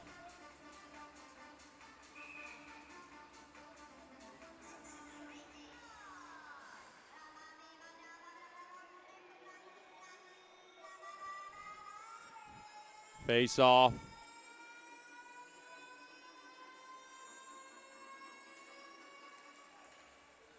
Face off tied up. Bugs have it. Now taken away Amarillo. Troutwine around the left side. We'll go ahead and churn it into the Bug zone. Played back out to center. Now taken away. Here's Burke. Has a chance. Now on the far half wall, short-handed. And now the Mudbugs got to get back. Intercepted McNaughton. Right around the far side. Good job there by Burke to go ahead and grab it and checker it into the far corner into the Amarillo zone. Back to 5-on-5 hockey. Another nice kill. Up ahead. And the Bugs come in too early. A break in the action. 10:29 to go here in the second. Brought to you by DeFata and Associates. It's the Bugs trailing 1-0. This is Shreveport Mudbugs hockey. As a business owner, you know it's important to stay ahead of your competition to succeed. One dishonest employee providing poor customer service can send your business to the penalty box. DeFata and Associates has over 20 years of investigative experience that can help you monitor your employees and investigate losses that may be keeping you from reaching your goals. Whether you need GPS tracking, investigative shopping, integrity testing, or you're experiencing losses caused by theft, DeFata and Associates can help. Give them a call at 318-635-9944 or check out their website at defatapi.com for more information. Welcome back into George's Pond at Hearst Coliseum. 10:29 to go in the second. Amarillo 1, Shreveport 0. Want to remind our fans, Mudbugs back at home next Friday and Saturday night. 7-11 puck drops. They'll take on the Oklahoma Warriors for the third series in their last 4. Mudbugs leading that season series 7-1. It'll be our Geeked in America weekend, where the Bugs will be wearing specialty Captain America-inspired jerseys. So you want to be sure to be a part of that. Those will be auctioned off after Saturday's game. Lots of fun. And a special former Mudbug will be in the building next weekend. So you want to be sure to be a part of that as well. You don't want to miss it. He'll be dropping the puck next weekend as we honor our hometown heroes with a standing ovation.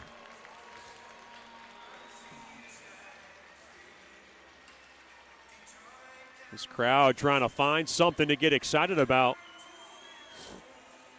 They have been quite subdued for most of the night.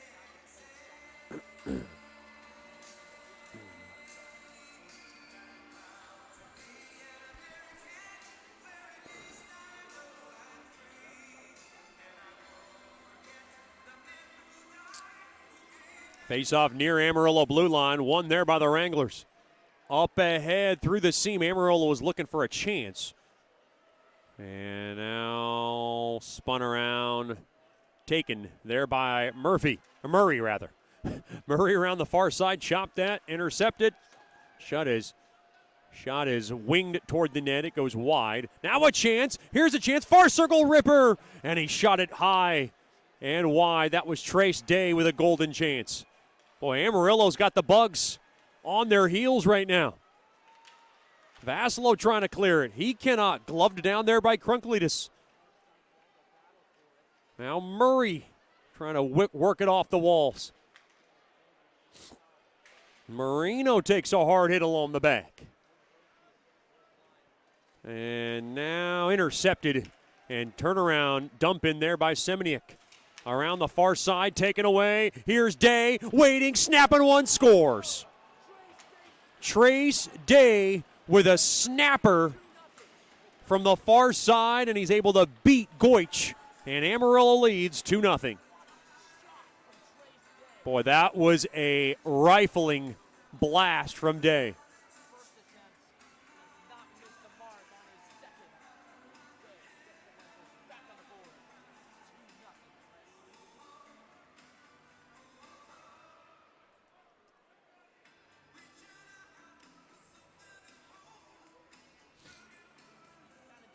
Boy, the Mudbugs have their work cut out for them now.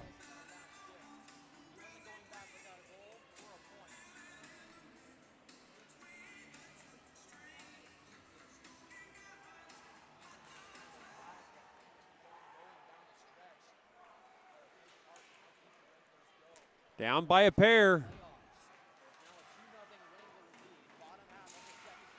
Now around to the far side. Here comes Amarillo again. Shot toward the net. Save made there by Goich. Pushing and shoving now.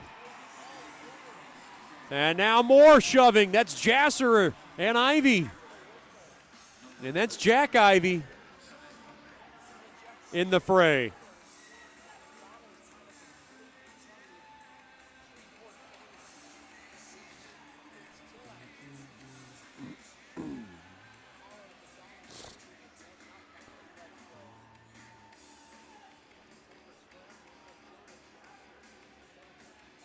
Jasser's going in, and I think that's the only party who's going in that. Oh, no, they're going to even it up. Jack Ivy's going in as well. 9:10 remaining here in the second. Trace Day with his third of the year from Grayson Gerhardt and Cole Semeniuk at 10:32. Boy, this is a frustrating game for the Bugs. They have outshot Amarillo 20-11, and they find themselves down by a pair. It has been the Connor McDonough show as he's got a 20-save shutout going on right now.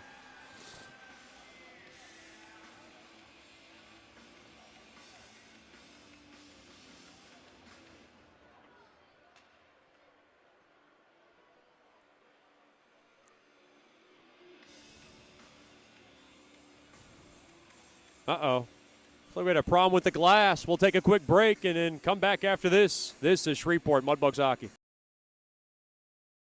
Hey, this is Chet Yoder, voice of the Mudbugs. DeFada and Associates Investigative and Risk Analysis Services has been conducting professional private investigations for over 20 years. They offer a full range of services to both individuals and businesses. Whether you need an investigator for a personal matter like a child custody case or you suspect an internal theft problem with your business, DeFada and Associates has the experience, training, and knowledge to get you the information you need. Call Jerry today at 318-635-9944 to talk about your case or visit them online at defadapi.com.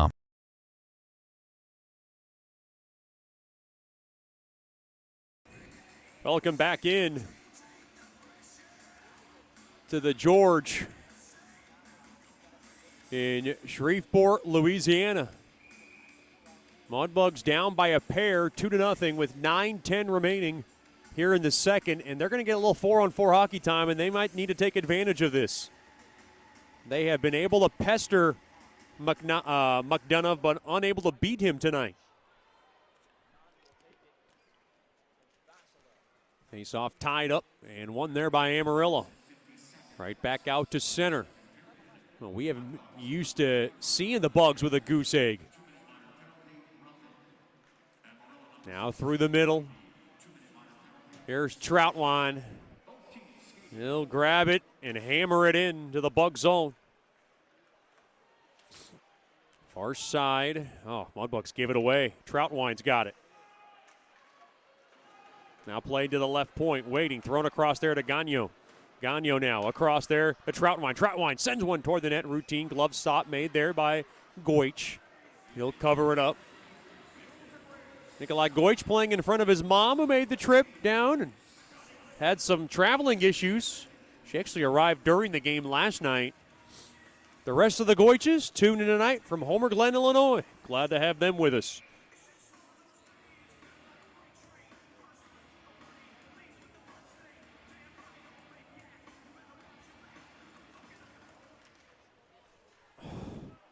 Face off tied up, one there by the Bugs. Now Austin around the left side. Austin gains his own. Austin works it, and now he'll fuel it in down low there to Deeb. Deeb trying to make something happen here.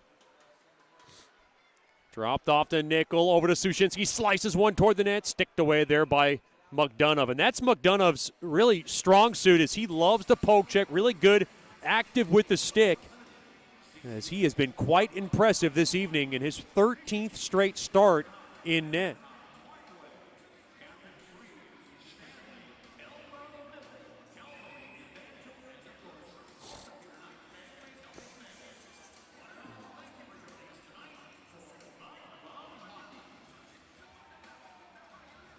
Face off, left wing circle.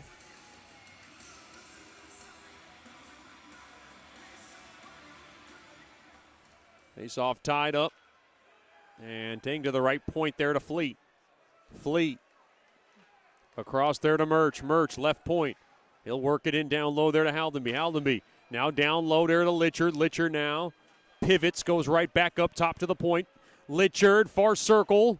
He'll curl back. Litchard across there to Haldenby. Near circle.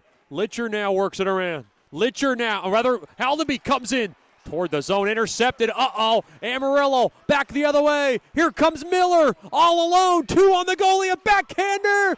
He shot it wide, and they trip up Goich. In the process, they went into the net quite hard. Well, I don't think that was intentional. Just Jacob Miller coming in with a burst of speed. Luckily, Goich seems to be okay.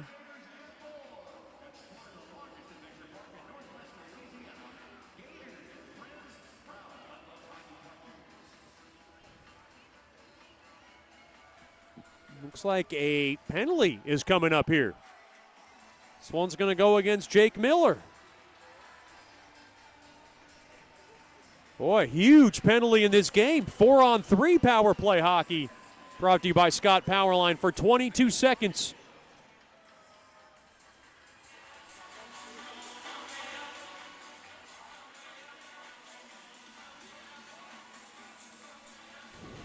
.7:31 to go in the second. It's a big opportunity here. Now McDonough was not happy with what happened there. He was starting to bark away at the official.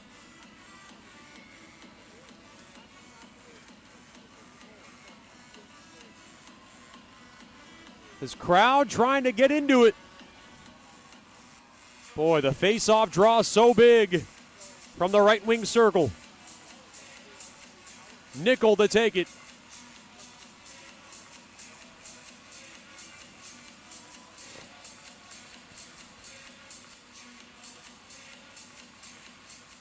Face-off tied up. Oh, one there by the Bucks. Over to Haru. Haru's got it. Haru to the left point. Settles it down. A lot of time here. A lot of space. Nickel over to Haru. Top of the far circle waits. Down low to the far corner there to Vessel. Back to Haru. Haru fires one. He scores! Haru! Power play goal! And the Mudbugs are on the board! as Haru gets off the schneid, and boy, it comes at a big time in this game. It wakes everybody up here at the pond. Amarillo 2, Shreveport 1. It's Haru's 10th of the year.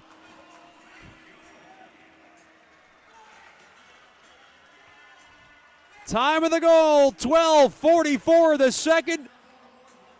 And Logan Haru's not had a monkey on his back. He feels like he's had a gorilla on his back. He shakes it off at this moment, and I'm sure he's going to be looking for more.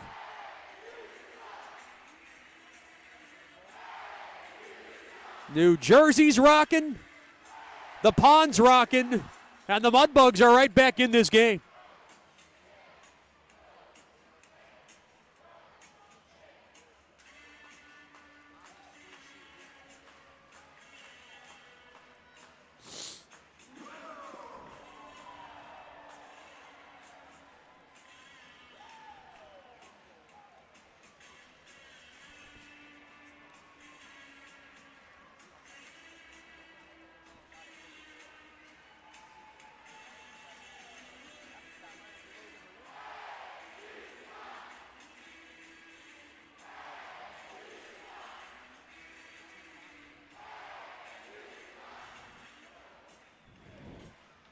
Haru, long time coming. Goal number 10 on the year. Nichols should get one of the helpers. I think he'll get the only helper. Long discussion going on between Ben Ivy and the official.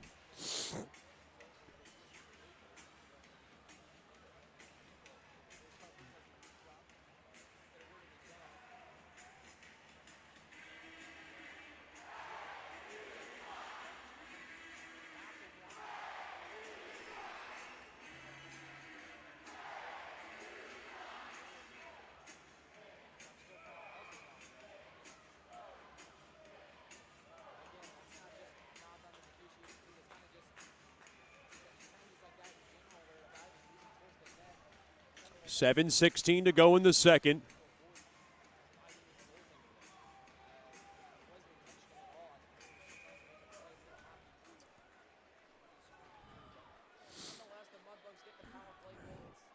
And now 4-on-4 hockey for 6 seconds. And now here comes Amarillo back the other way. 2-1 contest. Now Jasser out of the box, and Jasser able to spike it in deep, gets on net. Stopped there by McDonough.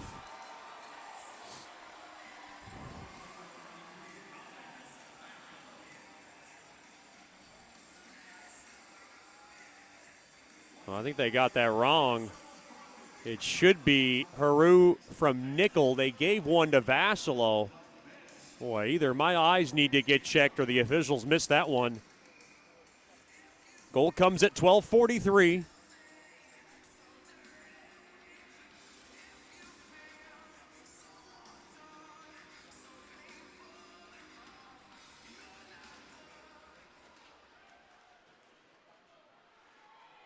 Face off tied up, and Nickel able to kiss it off the near side window and all the way down, and this crowd now starting to feel a little energy. Now along to the right side. Here's McNaughton. Taken away there by Nickel. Nickel with a chance. Nickel comes in. Near circle. Thrown through the slot, and Haru couldn't corral it. It goes right under his skate. Oh, boy. That was a great feed there by Nickel. And now Nickel taken down. Everybody looking toward the official. Cook across there to right point. Now we got a tie-up shot in front. Seminara shoots. He scores. It's waved off. The initial.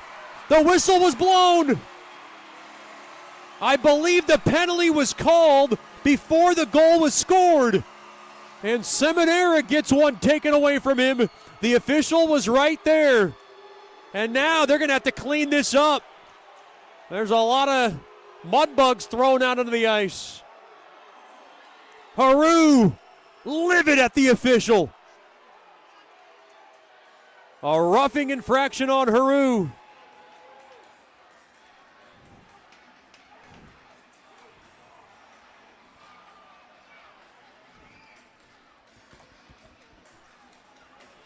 It was quite evident that the official was going to call that penalty, but boy, he did it at an awkward time.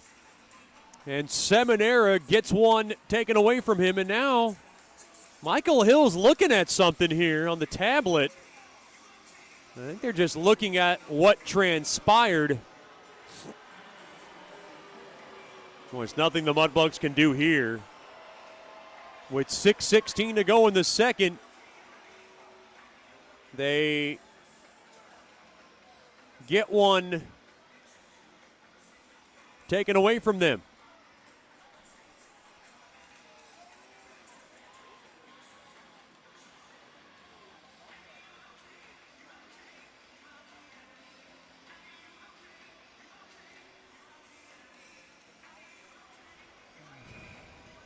So not only do the Mudbugs get a goal taken away from them, they're on the man disadvantage. They're on the penalty kill. Brought to you by First Choice Personnel. Boy, that's a big moment in this game.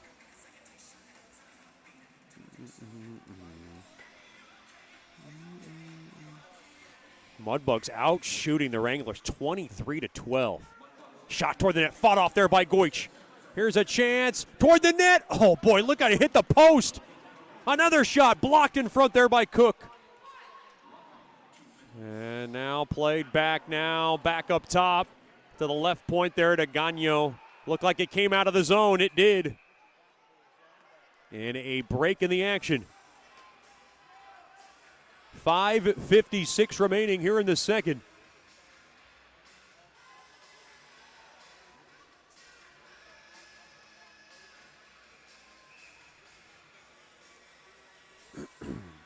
Face off far, Mudbug blue line. Face off tied up, one there by Nickel. Now Murch will go ahead and fire it all the way down the length of the ice. Not much of a major protest from Coach Soupy and Michael Hill on the goal that got disallowed. And I think that's because they really couldn't do much about it. Now along to the far corner, Pukkanen tied up. And Marino able to grab it and dish it all the way down. Down to a minute remaining on Haru's roughing infraction. Boy, it's been a tale of two sequences for Haru. He's able to get the Bugs on the board, and then the next minute he committed a penalty. Has his team now fighting off to kill off the next 2 minutes. Now DeMarco waits, fired one toward the net. Oh boy, Goich didn't see it. It went high above his net, and the puck is whistled all the way down. In on the forecheck was Burke looking for a gift. Now Burke grabs it, and Burke will take his time. Dropped on back there to Fleet, and Fleet waits, kills off some more precious seconds, sends it up ahead there to Burke. And Burke will go ahead and brush it in down low there to Litchard. Litchard now takes it back. He'll throw it on back. Boy, this is text work. First choice personnel penalty kill, and Sushinsky will go and smack it all the way down. Down to 10 seconds remaining. That'll just about do it for this man advantage for Amarillo. We're back to 5-on-5 hockey. 4:14 remaining here in the second. Along to the near corner, Nickel around that near side boards Haru. Able to lift it back out to center. And Haru came in offsides. 3:59 remaining here in the second. Amarillo 2, Shreveport 1.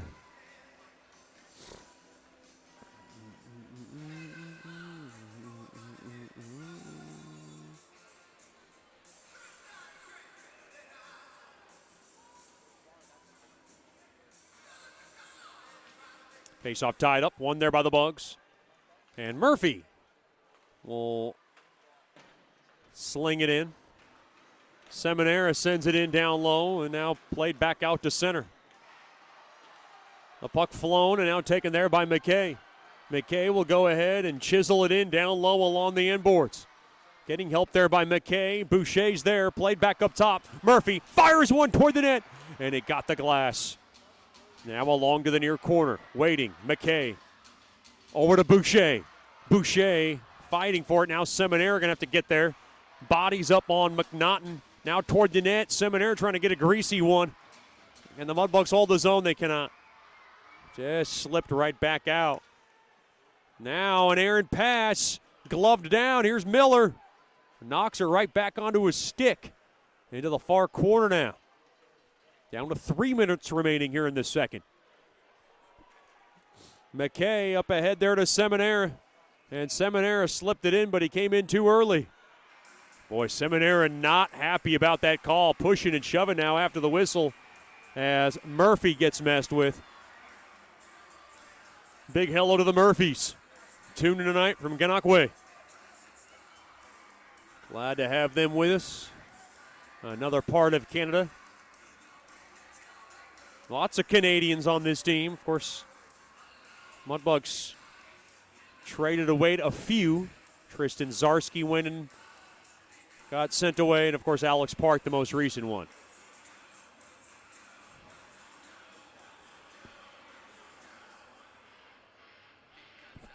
.255 remaining here in the second.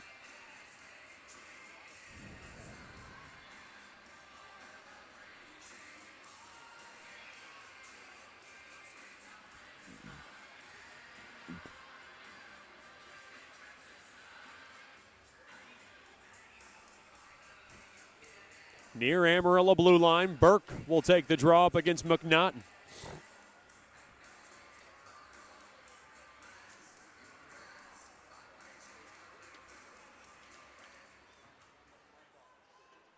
Now Murray up ahead there to Deeb, intercepted there by Quinkletus. He'll softly lay it into the near corner. Oh, it's an icing on Amarillo, and Austin Sutter can't believe it. He thought they would wave that off. He doesn't like it one bit.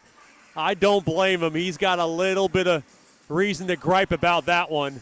And Austin Sutter with a few words. You want that call when you're down. You feel like you should wave that off if you're up. 2:48 remaining here in the second. Buttercup's Cupcakes, a proud corporate partner of Mudbugs Hockey. All kinds of cupcakes, from tuxedo birthday cake, lemon varieties, special designs. Buttercup's Cupcakes, a proud corporate partner of Mudbugs Hockey. Oh, knocked down there on a pass by Abrant. Back the other way. Here comes Pukinen. Pukinen now into the near corner. Played back to the right point there. Shot toward the net there by McRoberts. Hit the post. Another shot toward the net. That one got skimmed wide. McNaughton now hurt. He's shaken up. He's got to come off to the bench. We'll take a look at him. And now to the right side. Boy. And now Jasser will poke it into that far corner. Boy, Amarillo cannot afford to lose McNaughton. He is one of their go-to guys as he's trying to shake off some pain along the end boards. Played off the near side boards. We got a fight. It's Sushinsky. Lined up a couple of right hooks. Here he comes. He is locked up with TJ Ritchie. Ritchie with another couple of right hooks. Sushinsky still going after him, and down they go. Boy, Maxim Sushinsky might have landed a couple of good blows. He had a few shelled out toward him. The two appreciate the battle. And Sushinsky busted open.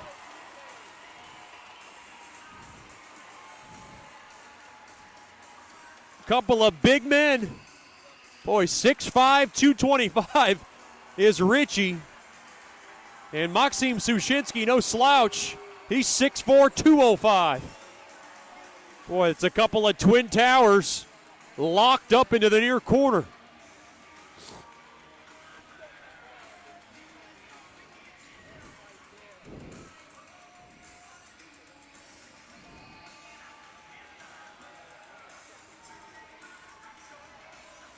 Looks like we'll get 5s and 10s for both teams.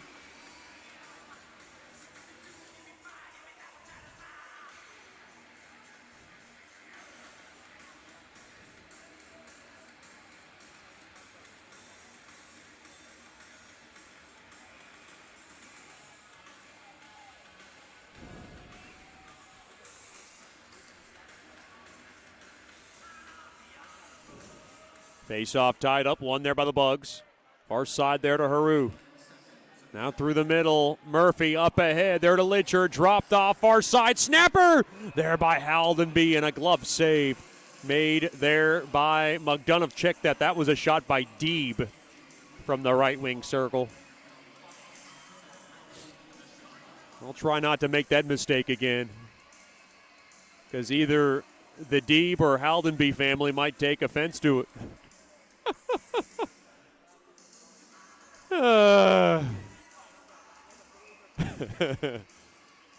Lucas Deeb on a different level, and I'm trying to figure out what that is. Oh, he's great. Ryan Burke to take the draw from the right wing circle.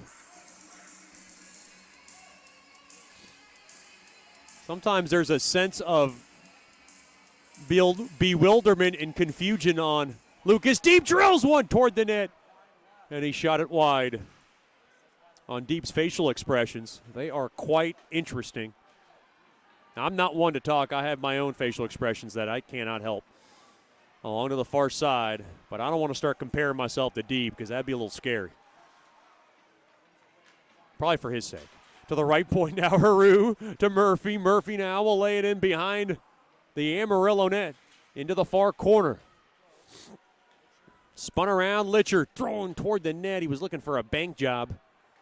Now Murphy, Haru sent toward the net. That one got blocked in front. Now tied up into the far corner. Burke's got it. Burke now thrown across. Murphy toward the net. Glove save made there by McDonough. Oh, hard hit after the whistle as Deeb goes down.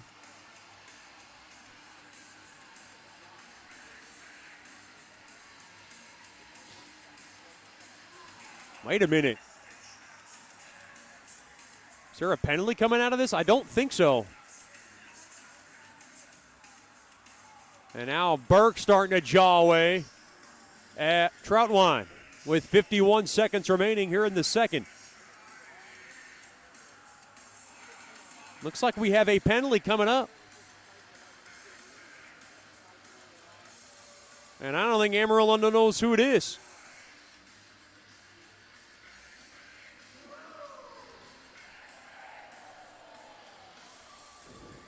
So a big power play in this game.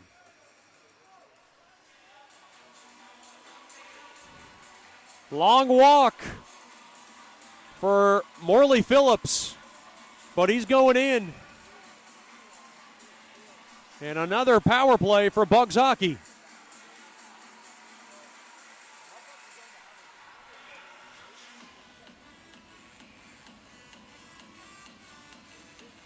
Trying to pump it up here. Face off one. Shot toward the net there by Marino. Blocked in front. Now Haldenby played back up top to Haru. Haru waits. Now top of the near circle. Nickel played back to Haru. Haru waits. Across. Nickel. Cross ice pass intercepted. Now Haru has it. Haru across there to Nickel. Nickel near half wall. Drop back over to Haru. Haru across. Far circle. Haldenby down low. There to Nickel. Back up top to Haru. Across there to Haldenby. Haldenby waits. Haldenby cranks one. He hit the post. Oh, boy. Oh, boy. Haldenby rings the clanker with 15 seconds to go in the second. Intercepted. Here's Jack Ivey. A chance. Shot toward the net gets blocked. Pushing and shoving now after the whistle.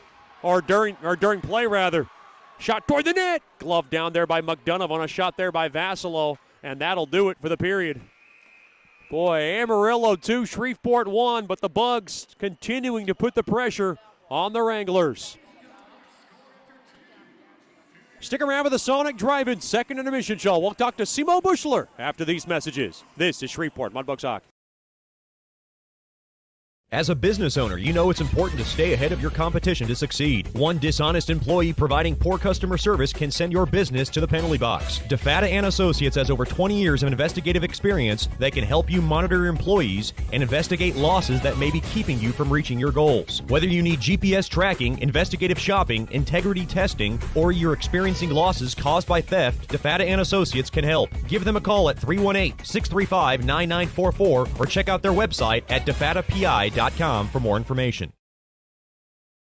You know, we only get one chance at this thing called life, so why don't we make it count? Hi, I'm Janice Watt with Generational Financial Advisors, and we're here to assist you as a financial advisor and a CPA in making those important life decisions. Starting young, saving, and investing will reward you down the road, but it takes diligence to stay the course because life happens. Buying that first home, adding to your family, and then preparing for college, all of these require a plan. We offer services including investments, life insurance, retirement planning, and long-term disability, just to name a few.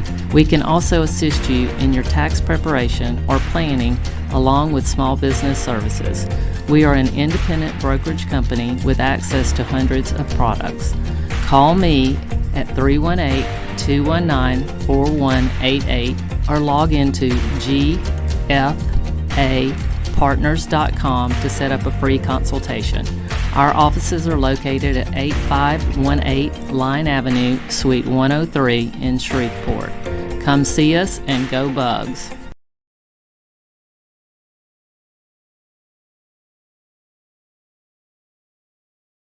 Sterling Dental Center is a proud partner of the Shreveport Mudbugs. I'm Dr. Emil Janu, and my experienced staff and I will handle all your dental needs, from routine cleanings, x-rays, cavities, toothaches, and more, with the best and safest treatment out there. We are a family here at Sterling Dental Center, and we treat our patients like family. We welcome many forms of insurance. Come get your next dental appointment at Sterling Dental Center in Shreveport by calling 318-688-1040 or logging on to sterlingdentalshreveport.com. Welcome back into the Sonic Drive-In second intermission show, joined by one of my favorites. He's back. He's back for a visit. Simo Bushler, last year's Mudbugs netminder. Bushy, so glad to have you back with us. Glad to be back. Excited. Can't wait to watch some Mudbugs hockey. Talk about the feeling of just getting back into George's Pond and Hirsch Coliseum. Of course, a place you made home, had a lot of great memories for the last couple of seasons. What was that like? Obviously, coming back, a lot of great memories just came rushing back to me, and getting to see some of the guys I used to play with, and obviously Coach Soupy and Hilly. It's just a lot of good memories that I really cherish a lot. Yeah. Can you believe it? You walked in now.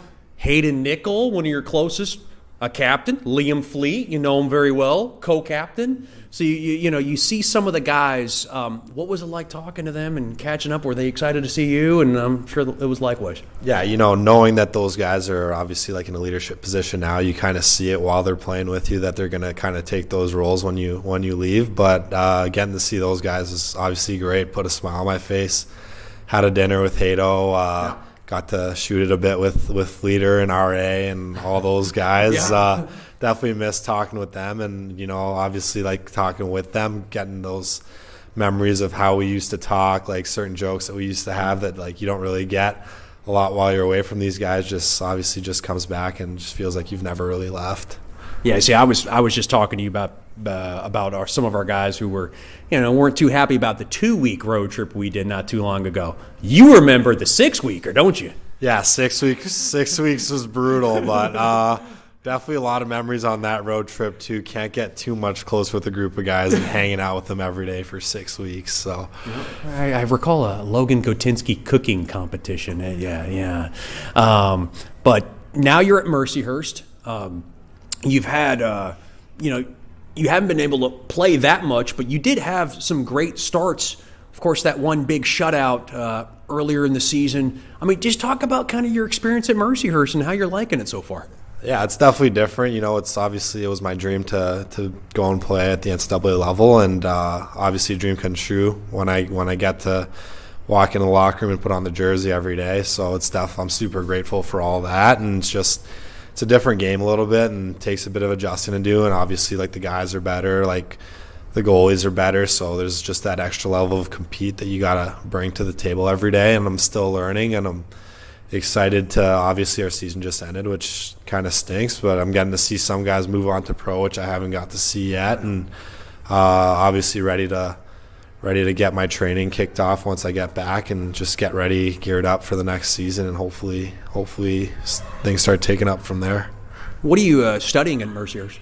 I'm doing finance and data science. Yeah, just I've always been a school guy, and just, I don't know, piques my interest. So yeah, I don't know. I'm liking it. Keeps me a bit busy. So, if I say so myself, you had some really good goalie partners in Mudbug Nation. Of course, Devin Bobek. Just congrats on a national championship for him, and then Nikolai Goich, of course, who you just saw the other day. Is this goalie partner that you have in Mercer, is he up to par with those two, fine human beings? Yeah, I got to live with Sayer every day, so obviously it's great having him around. We get to talk hockey a lot. He's an unbelievable goaltender, great guy, and just obviously great to be around him, get to learn from him. It's kind of what you got to do with your goalie partner. Obviously there's that competition in there, but you also got to build off of each other. When one guy's down, you got to pick him back up, because at the end of the day, if you want him to compete for that spot, just pushes you to be a bit better, and just obviously, yeah, he's been super good. We're talking to Simo Bushler, last year's Mudbugs netminder, of course, goaltender for the last couple of years here on the Sonic Drive-In Second Intermission Show, coming in for a visit. I asked you about Rich Perron. I know that's a guy that you worked with, last couple of years. Of course, your mom knows Rich Perron's wife, so there was a big connection there. Do you work with him at all this season? A little bit different. He did ask to work with me, and I just didn't know how much I was going to play, so I didn't really want to take that on. Sure. And obviously I didn't play a ton, so I think it was maybe the right choice, but maybe just getting him to maybe look at my video a bit at this point where I'm in the off season and kind of working on my craft a little bit more might be a good idea. So yeah, maybe I'll reach out. And you have a girlfriend. Talk about her. She's, from what I heard, a soccer player at Mercer's. Yeah, she's actually here with me. Not here doing this interview, but she's in town with me right now. She's super great. Met her like the second day I was at school. She kind of barged into my room with some of her friends because she knew my goalie partner. Yeah, and they were pretty tight, and just kind of hung out a little bit here and there. And one thing led to another, and now we're dating. So, and when you left, there was a lot of young girls who were absolutely in love with you. You were like the heartthrob, So I asked myself, what does he have that I don't?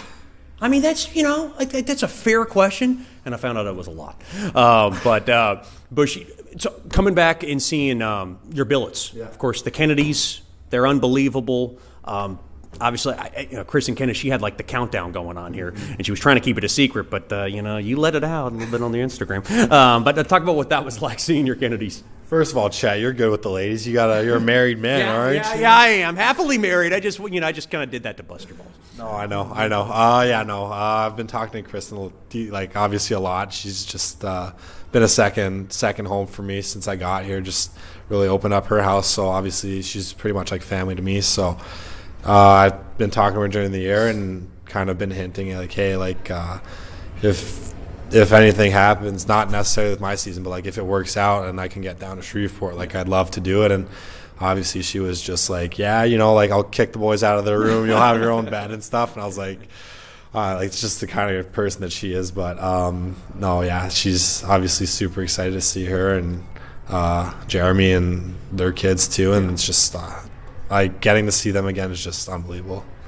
Last November, did you do a no shave? I know you're big on that. Did you do a stash? Did you? Stash. Okay. You like the stash, don't you? Yeah. So first year at Mercyhurst, I kind of kept it tame, just kept it with a little bit of a regular mustache. But I think as the years go on, I'll be a little bit more testy, and I have an idea for my senior year, and I think it'll be pretty good. There was nothing tame as far as your stash here. It was mean. It was thick. It was. It had a little bit of, obviously it had flair, and that's who you are. Do you talk to Devin Bobek at all? I know you guys were very close in your first season here. Of course, he's coming off a natty. Do you guys keep in touch? Because I know your guys' relationship was so close. Oh yeah, we talk I'm not gonna say all the time, but yeah, we talk a good bit. keep up with each other. And obviously when he won their championship for their conference, I shot him a text, congratulations, and he heard I was coming down here. He was telling me he was jealous, and I was like, dude, you're competing for a national title right now. You can't, I'd rather be in your can't, place. Can't be jealous about that. No, he's super great. Like I love him to death. So yeah, no, we keep in touch for sure, and he's one of my best friends. People have a tendency to forget Simo Bushler, reigning goaltender of the year, an outstanding year last season, which actually started off with, I don't want to say uncertainty, but with an injury. Yeah. You had the lower body injury, and to come back, have you ever kind of reflected on how great of a run that was when it started out with, when am I going to get back?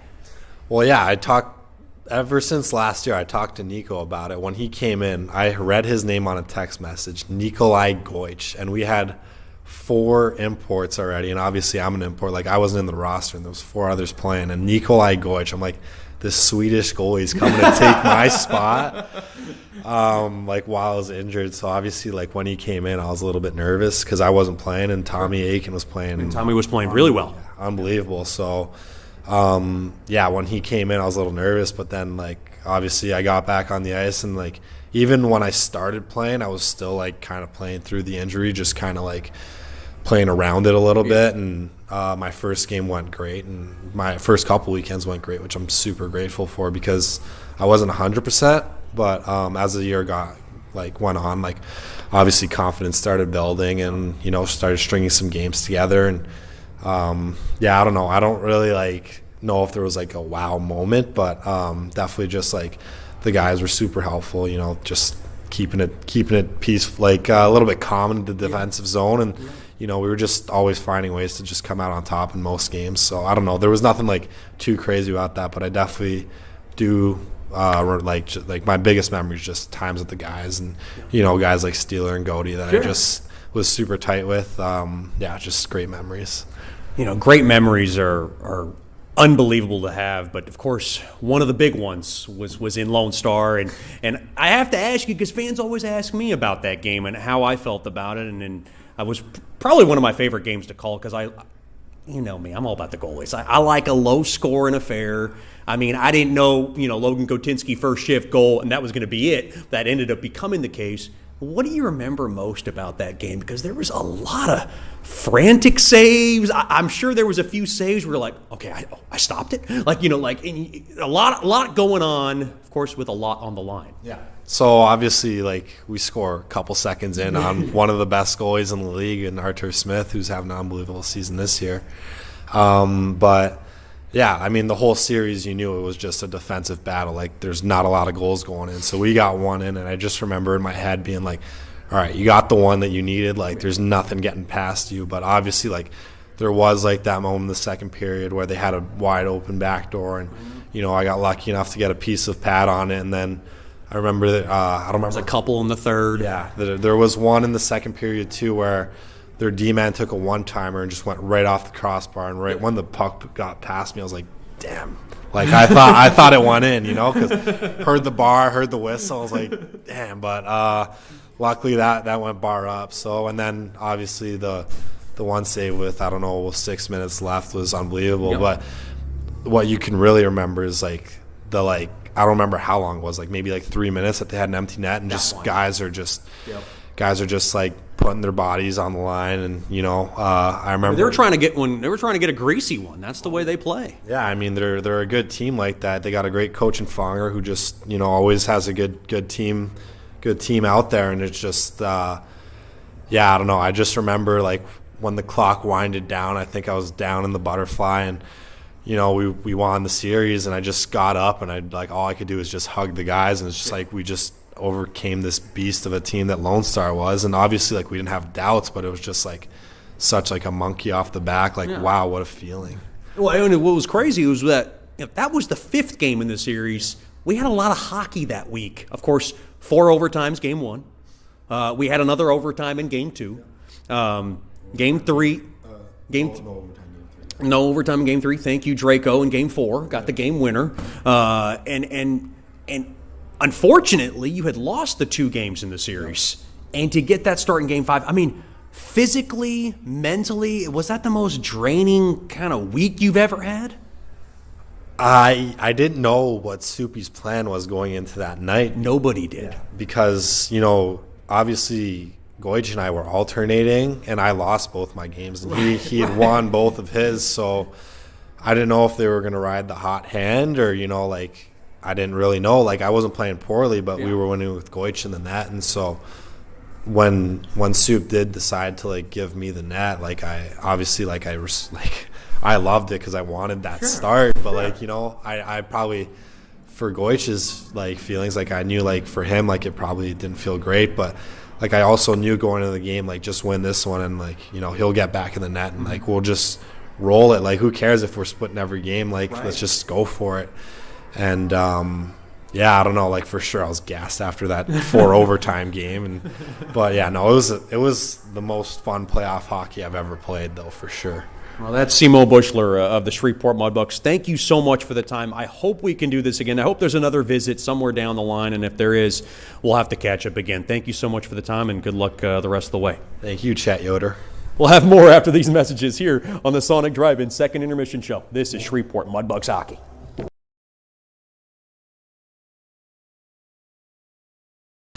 We only get one chance at this thing called life, so why don't we make it count? Hi, I'm Janice Watt with Generational Financial Advisors, and we're here to assist you as a financial advisor and a CPA in making those important life decisions. Starting young, saving, and investing will reward you down the road, but it takes diligence to stay the course because life happens. Buying that first home, adding to your family, and then preparing for college, all of these require a plan. We offer services including investments, life insurance, retirement planning, and long-term disability, just to name a few.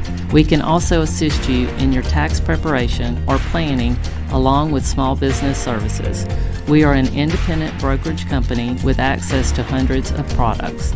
Call me at 318-219-4188 or log into gfapartners.com to set up a free consultation. Our offices are located at 8518 Line Avenue, Suite 103 in Shreveport. Come see us and go Bugs.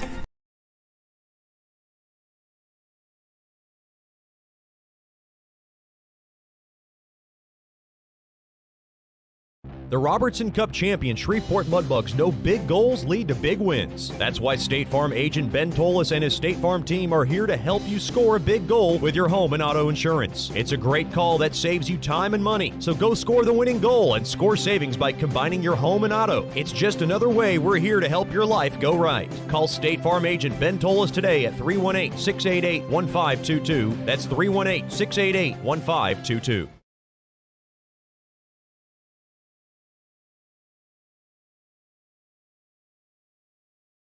Sterling Dental Center is a proud partner of the Shreveport Mudbugs. I'm Dr. Emil Janu, and my experienced staff and I will handle all your dental needs, from routine cleanings, x-rays, cavities, toothaches, and more, with the best and safest treatment out there. We are a family here at Sterling Dental Center, and we treat our patients like family. We welcome many forms of insurance. Come get your next dental appointment at Sterling Dental Center in Shreveport by calling 318-688-1040 or logging on to sterlingdentalshreveport.com.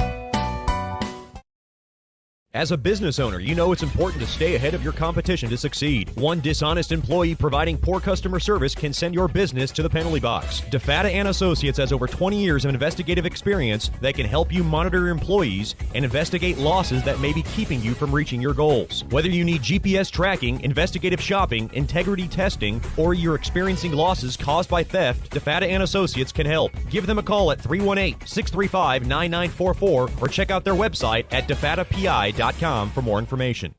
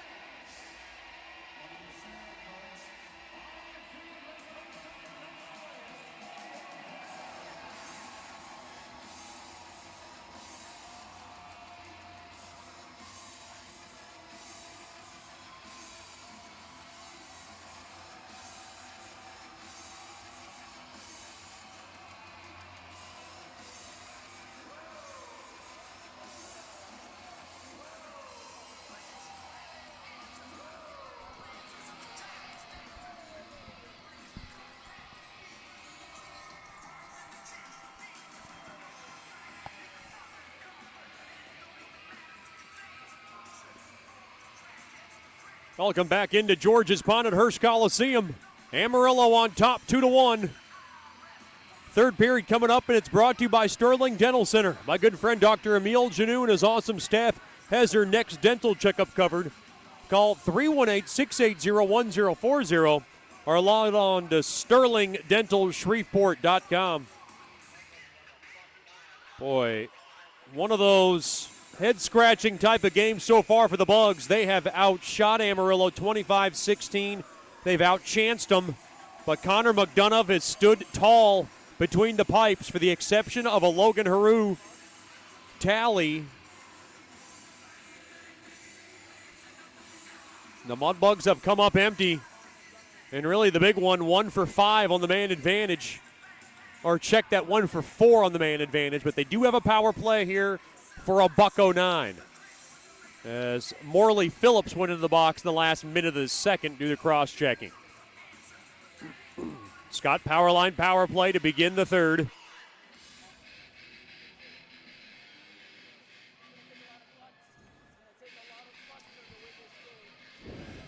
Face-off tied up, one there by the Bugs. Now Deeb cannot get it in deep cleanly. Fleet far side. Fleet through the middle, now to the right side there to Deeb. Couldn't handle it cleanly. And the puck is forked all the way down there by Troutwine. It's a big spot in this game. Oh, and an errant pass is going to miss the tape of Burke. It's going to go all the way down. McDonough fires it off the near side window. Turned around and taken there by Ben Ivy. One man to beat. He'll come in now. Shot toward the net. That one winged wide of Goich's net. And now up ahead there to Litchard. 25 seconds to go on the main advantage. Across there to Deeb. Deeb settles it down. Into the near corner it goes. Thrown in front. Oh, and a backhander got blocked. Boy, a good poke check there by McDonough. He might have got a piece of it. Now Burke through the slot there to Vassalo. Vassalo fired toward the net. Fought off there by McDonough. Held in there by Nickel. Mudbugs hold the zone. Nickel across. Waiting. Deeb couldn't handle it cleanly. Down low there to Litchard. Litchard over to Burke. Back to 5-on-5 hockey. Burke's pass broken up. Held in there by Haru. Haru cue balls it in. Down low there to Deeb. Shot toward the net. Changed direction on McDonough, but he kept it out. Into the near corner. Deeb back up top to Burke. 5-on-5. Over to Deeb. Back up top, and the puck comes out of the zone. Boy, Litchard wasn't expecting, or rather, Haru wasn't expecting it. Right back in comes Vassalo. Slowed down now along to the left side. Oh, boy. Phillip runs over Haru, and Haru was saying he went up top on him. He was barking for a call. Right back the other way now. Left wing circle shot there by Morris. That one sailed wide. Back out to center. Taken back out. Here's McKay. He'll chop it in. Down low there for Seminara. Shot toward the net. Hit the side of the post. Held in there by Austin. Austin waits. Austin now near half wall. Shot toward the net. Fought off there by McDonough. That one was kind of a floater that got on. And now right back the other way. Into the far corner, Phillips. Oh, what a hard hit as Phillips gets thrown down for dinner there by Austin. Austin playing in front of his dad who made the trip. The rest of the Austins tuned in tonight from the Homestead. Spun around there is DeMarco. Held in there by Cook. And now Cook slices it down low there to Nickel. Nickel will rip it around that far side boards and taken back out to center. Right side, McNaughton. He'll drop it in deep into the far corner. And now Nickel has it. Right side, Nickel will throw a bouncer in to the Amarillo zone. Cook over to Jasser. He'll cycle it into that far corner, or near corner there for Nickel. Dropped off there to Cook. Cook trying to hold the zone. Hard check thrown in front. Chopped at. Haru trying to hold the zone. Haru cannot settle it down cleanly. And McNaughton up ahead through the middle there to Pukinen. And Pukinen now will just kind of body it into the near corner. Haru lost his stick. He was screaming for a slashing call. Into the far corner now to Cook. Cook's got it up the middle. He goes to Nickel. They'll lug it back out to center over to Jasser. Jasser outnumbered and taken down. Along to the right side, that's Ben Ivy. He'll rumble back into the Mudbug zone. And now across, waiting, fired toward the net, fought off there by McDonald. Or by Goich on a shot by McDonald. Oh no, Vassilo shook it up. Back the other way. Good stick there on the back check there by Marino. And boy, Vassilo playing banged up. He's going to continue to skate on and finish the shift. Maybe it's a skate issue. Now to the near side there to Gerhard. He appears to be all right. Now a soft liner, glove down there by Goich. He carefully dropped it down for Austin. Far side, held up to Miller. Worked in down low there to Gerhard. In front, poked that toward the net. He shot it wide. Coming through the seam there was Jack Ivy, or rather that was Miller. Now along to the far side. Across there to Deeb. Deeb will go ahead and knock it into the near corner. Back up top, shot toward the net. There by Fleet, gets blocked in front. 5 minutes gone by in the third. Amarillo 2, Shreveport 1.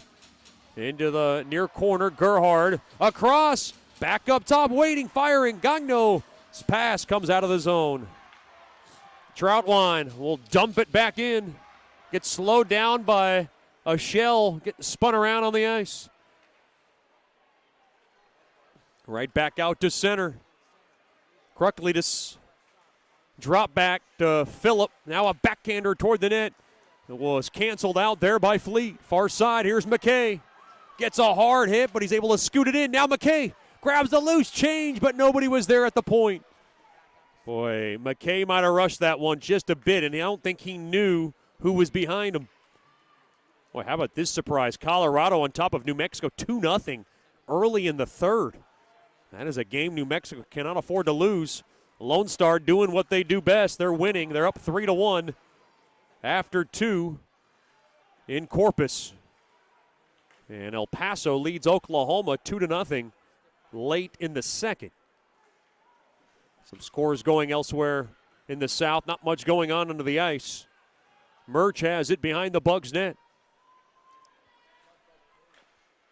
Far side, Nickel. Oh no! An errant pass through the middle, stolen away. Oh, and a great stick there by Nickel to deflect it. Now back the other way. Here comes Cook, gains his own left side. Cook now pivots.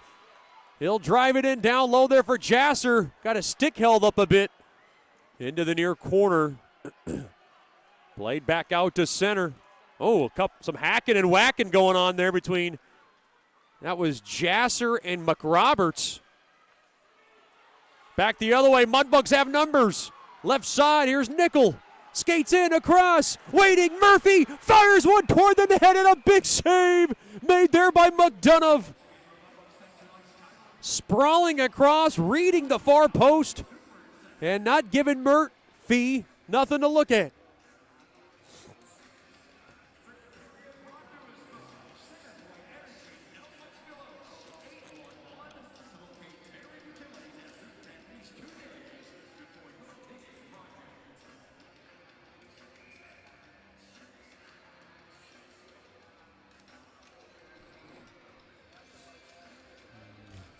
Face off to the right of McDonough. One there by Amarillo.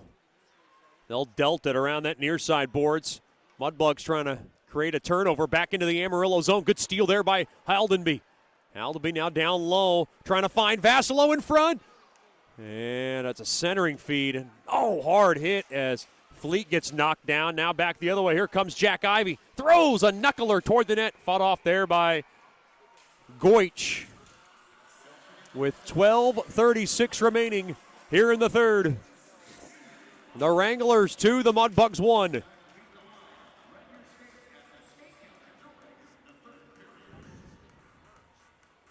Boy, it looked like the Mudbugs are going to need some late game heroics in this one. Not smooth sailing like it was last night.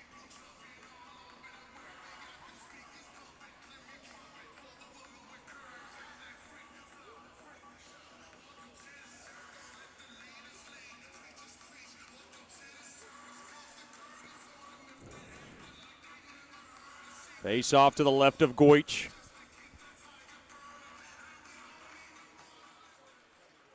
Fought off. One there by the Bugs. Up off the near side boards all the way down. McDonough out of his net. Will flip it around that near side glass. Taken there by Day, who's got the difference-making goal in this game so far. Punched out of trouble there. Here comes Burke. Back the other way. One man to beat. Across there to Deeb. Deeb a backhander. He scores!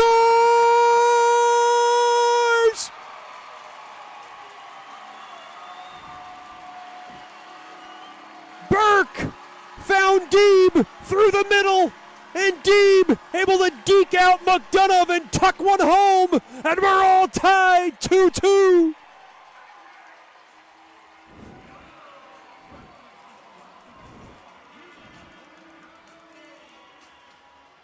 For Lucas Deeb, goal number 18 on the year for the new Baltimore, Michigan native. And we got a brand new contest.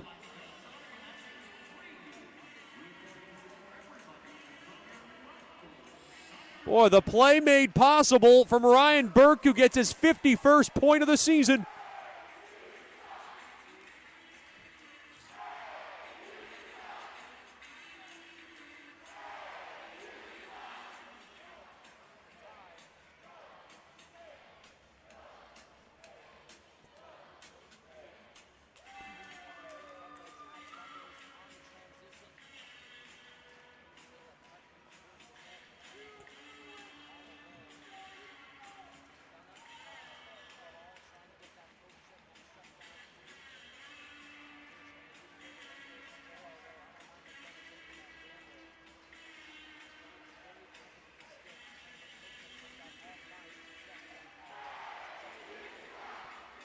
So the Mudbugs find themselves all even with Amarillo. And it's Deeb who delivers the deed. And boy, this is where the Mudbugs now can really sense the ice tilting in their favor.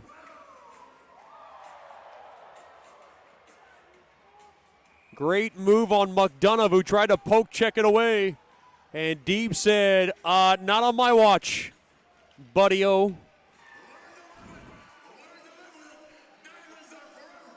As we are down to 12 minutes remaining here in the third.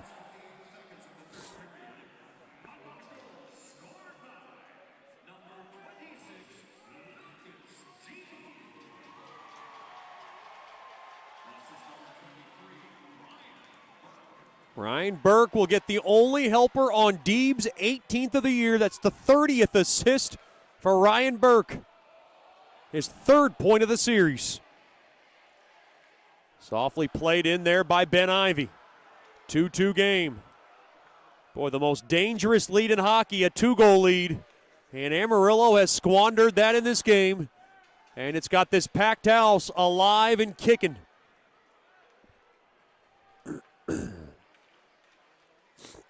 Around the left side, off the stick of Jack Ivy. We play on. 2-2 now.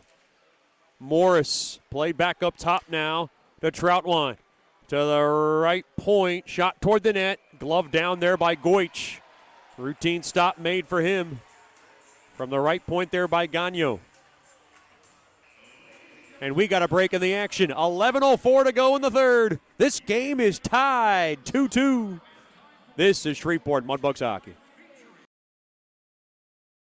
Sterling Dental Center is a proud partner of the Shreveport Mudbugs. I'm Dr. Emil Janu, and my experienced staff and I will handle all your dental needs, from routine cleanings, x-rays, cavities, toothaches, and more, with the best and safest treatment out there. We are a family here at Sterling Dental Center, and we treat our patients like family. We welcome many forms of insurance. Come get your next dental appointment at Sterling Dental Center in Shreveport by calling 318-688-1040 or logging on to sterlingdentalshreveport.com.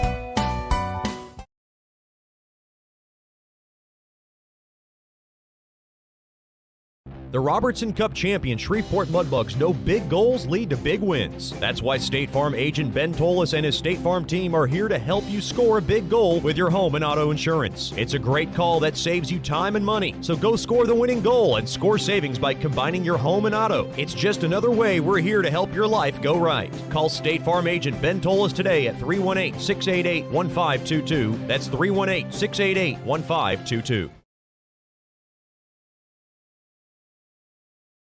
Welcome back into George's Pond at Hurst Coliseum. 2-2 game, 11:04 to go in the third. Mudbugs back at home next Friday and Saturday. They'll host the Oklahoma Warriors for our Geeked in America themed weekend. Captain America specialty jerseys auctioned off after Saturday's game. Here come the Bugs. Cook dropped, back pass, save made, backhander. Jasser couldn't tuck it home. Boy, he got bumped off the puck. Now along to the right side, Troutwine will wind it in deep into the Bug zone.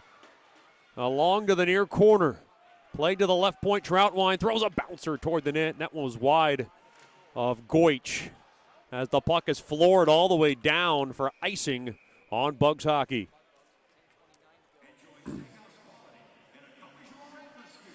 Still plenty of time in this game. It's a 2-2 affair.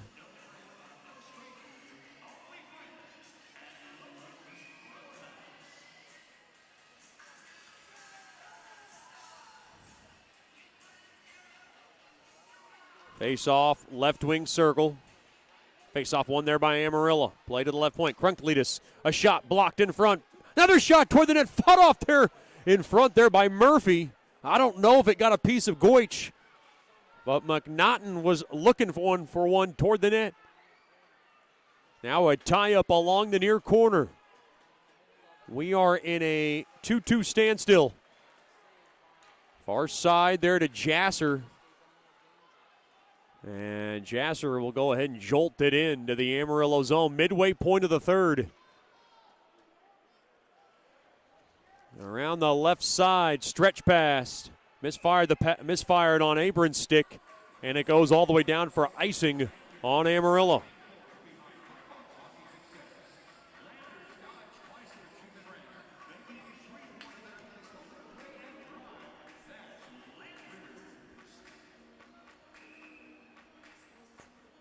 .950 remaining here in the third. McKay to take the draw from the right wing circle.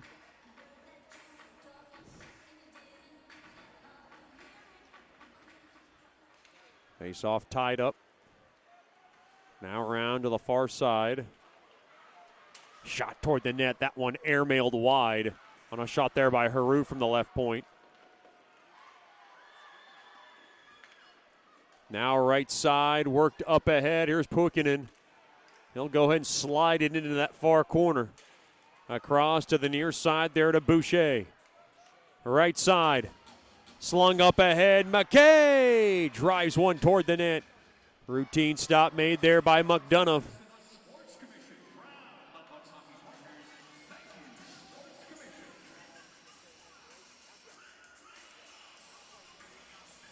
.918 remaining here in the third.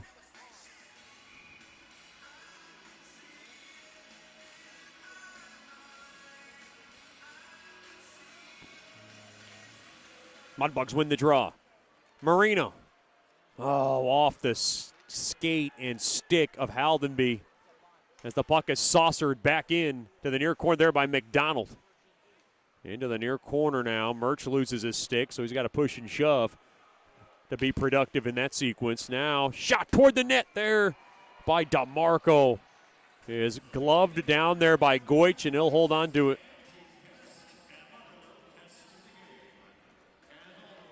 Boy, this game's starting to slow down here in the third. Game tied 2-2, 8:57 remaining.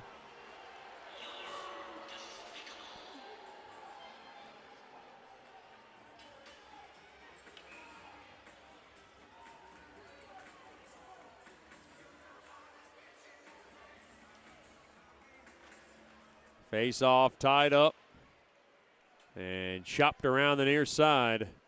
Deeb over to Fleet. Deeb the latest goal scorer in this game. And he has just been slowly but surely getting hot. Up ahead, too far there for Ryan Burke. And boy, Ryan Burke's been red hot. He's got 51 points on the season, 3 in this series. He had 6 in the series last weekend against Oklahoma. And he's got a franchise record within reach. Of course, that was set by Braden Dorfman with 59 points in a single season. And a shot gets blocked there by Marino as Gagnon had a chance toward the net. Here comes Austin. Left side, gains the zone. Austin coming around the far side. He'll now poke it around to that far corner. Marino will just kind of skew it into that near corner. Mudbugs battling for it. Haldenby wins the scrum. Haldenby, far corner, turnaround shot. And taken away there by McDonough. 7:38 remaining here in the third.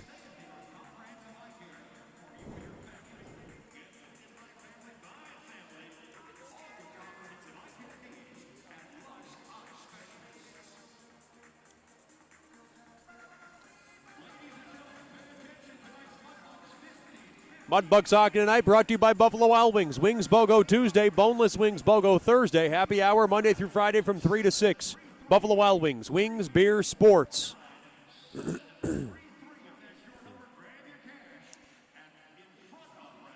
Nickel to take the draw, right wing circle, won there by Nickel. Into the near corner, Cook, tough angle shot, fought off there by McDonough. And now the puck just rolls back in to the Mudbug zone off a deflection. Now Haru, far side there to Jasser. His pass broken up. And now Haru's got it. Far side there to Austin. Played around now, far side there to Cook. Now through the middle there to Haru. Austin took a hard hit. Jasser now works his way in from that right side. And now the puck is lobbed all the way down there by McRoberts. Right back into the Mudbug zone. Now through the middle. Nickel, turnaround. Cook will go ahead and jar it in front of backhander. They score! A fortuitous bounce. Slammed home by Nickel. You could put another nickel in the jukebox, baby. Mudbugs take the lead. 3-2.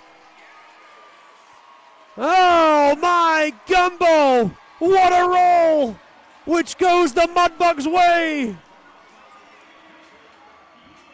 On one of the most luckiest bounces you'll ever see. It hit off the end boards and then caromed back in front of a yawning net. As McDonough played it, there was a yawning net, and Nickel comes in to nail one home. Big time jubilation from number 12. And this crowd revved up and ready to go as their team is up by 1, 3-2.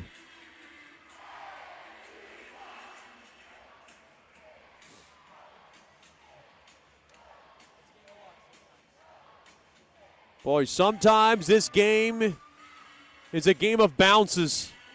And you talk about a home bounce going your way as we look at the replay. Big time celebration from Nickel.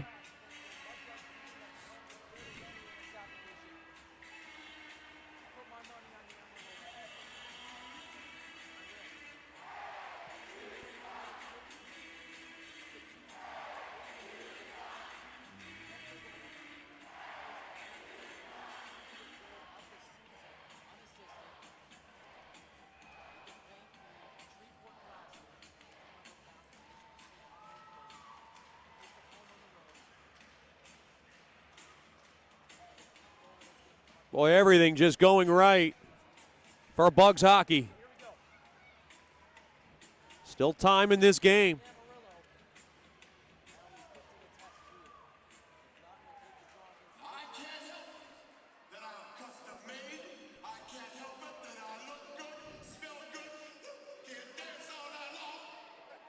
Boy, that's part of that goalie forecheck. Michael Hill draws up every time he yells goalie.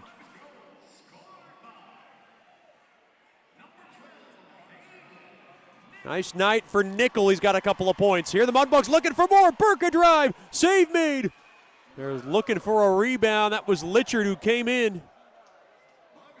He gets denied. Down to 6:22 remaining here in the third.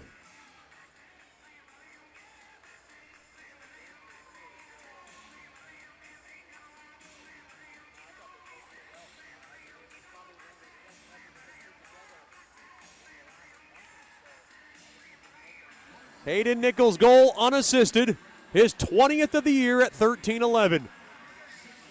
Boy, they couldn't get the Mudbug who dumped it in, but it hit off the end glass, and I think McDonough was going to play it. He did have behind his net, and it took a unfortunate bounce for them and a very fortunate bounce for Bugs hockey.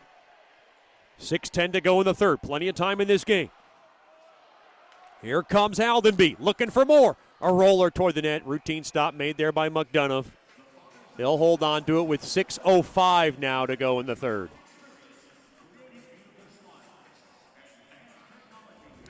Bugs out in front, 3-2.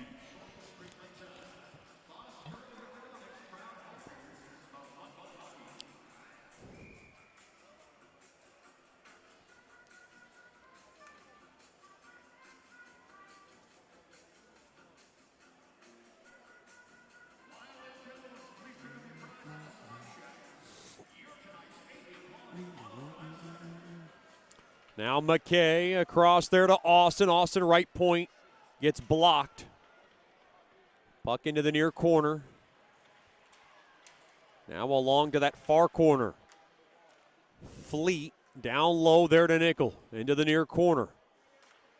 Nickel, the difference so far in this game is the Mudbugs have been able to claw two past McDonough to grab the lead after trailing by one. Shot toward the net there by Austin from the near half wall. Pad save made there by McDonough. The puck gassed all the way down. Should be icing on Amarillo, and it will be. 5:28 remaining in this contest.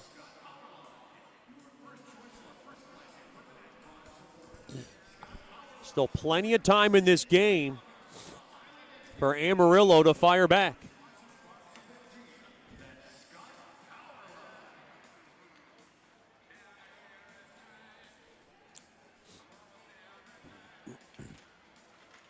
Face-off one there by the Bugs. As now the puck is lofted out of play there by Haru from the left point.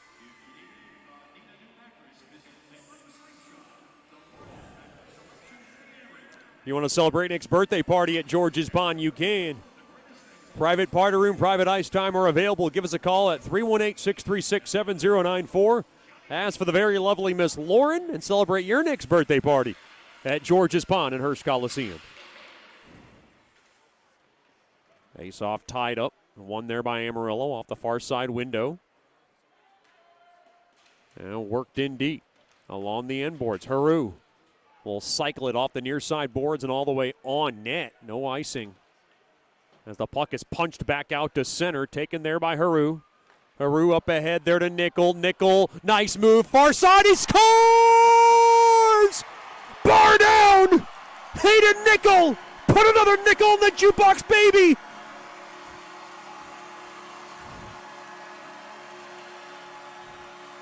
The Bugs 4, the Wranglers 2, and the captain is heating up at the most critical time.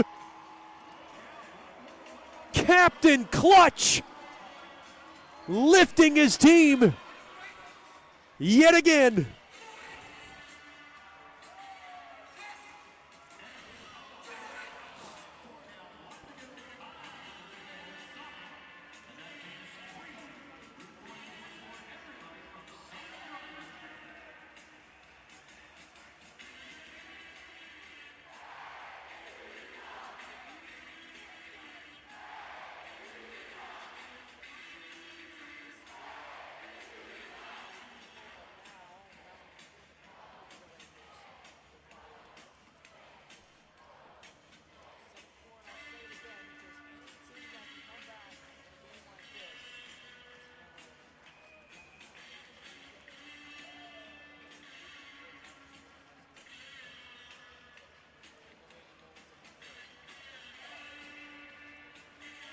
Boy, the Mudbugs have a 2-goal lead.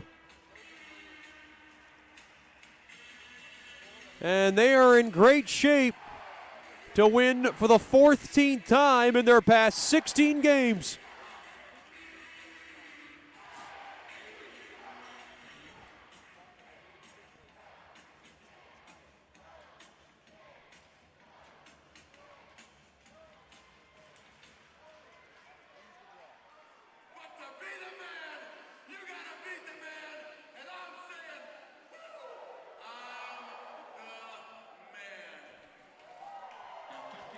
Amarillo's got work to do. 4:40 remaining in the third.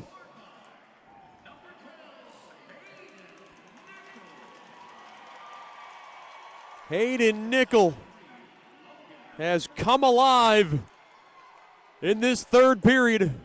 They say that about leaders. You need a big goal late in the game, and boy, Nickel has done just that, as the captain has given him a pair.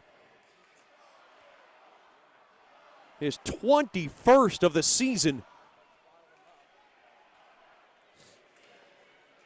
And now Mudbugs continuing to work. Vassalo to the left point. And the puck is lobbed in deep into the near corner. Vassalo turnaround shot, rather Haldenby turnaround shot got blocked. Look like Austin got caught up along that Amarillo bench. Not sure what that was all about. We'll keep an eye out now on Connor McDonough. He's going to have to vacate the net probably in the next minute or so.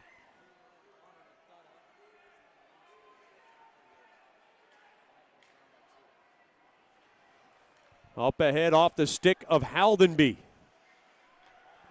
3.5 to go in the third. Mudbugs content and controlling the puck in their own end. Austin through the middle. Austin will just rim it in. Off the near side window. Godowski right back out to center. Hard hitting going on. Litchard battling for it. Taken there by Deeb. Deeb worked it in deep. He just kind of dribbled it in. He looked shaken up on that sequence. Along the far corner. And now Godowski able to send it back out to center. And I would think they're going to have to get McDonough out. Austin Sutter starting to make the signal toward McDonough to they can't do it now. It's like an icing on Amarillo. 2:42 to go in the third.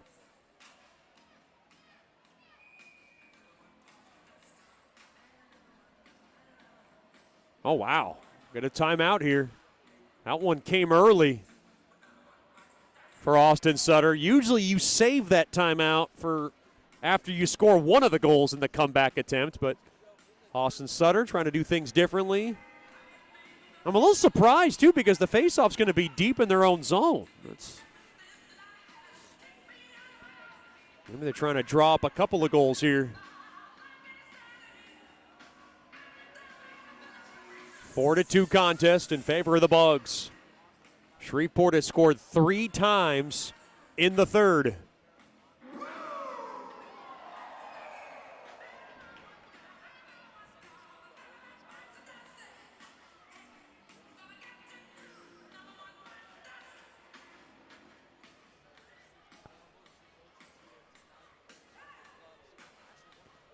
Mudbugs trying to beat Amarillo for the third time in 4 tries against them. And try to improve their mark to 14-2 in their last 16 games.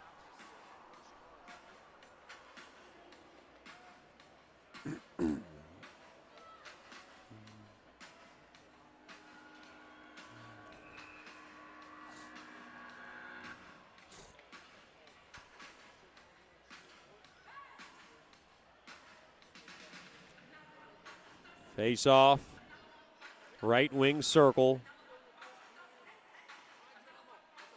Nickel to take it. Nickel wins the draw. McKay sends one toward the net. Right pad save made there by McDonough. Now up ahead through the middle. To the right side, they work it in. And taken away there by McKay. McKay, oh wow. Tough pass there, going to go all the way down. No icing. Into the near corner. Cook now will delve it in down low there for McKay. 2:15 to go in the third. Played back up top now. Right point. Sushinsky slices it in. Good to see him back after the fight. Now fighting for it up ahead. And boy, Amarillo cannot get the puck, cannot get their netminder out of the net, rather. Now along to the near corner, 1:50 to go. Austin, far side there to Jack Ivey. Now Pukanen will power it back out to center. There to Haldenby, and Haldenby just going to play keep away here. You would think Amarillo's got to put some kind of press on, as Amarillo, or rather Haldenby, will go ahead and muscle it back into the Amarillo zone. Centering feed, swallowed up, held in there by Murray. Murray will go ahead and wrist it into that near corner. Along the inboards, Gagnon. Now we'll wait. And I think they're going to get McDonough out now with 1:05 to go. Boy, Amarillo indecisive right now. Oh, and an errant pass taken away there by Austin. Boy, it has been a tough couple of weeks for Amarillo. Now bounced in.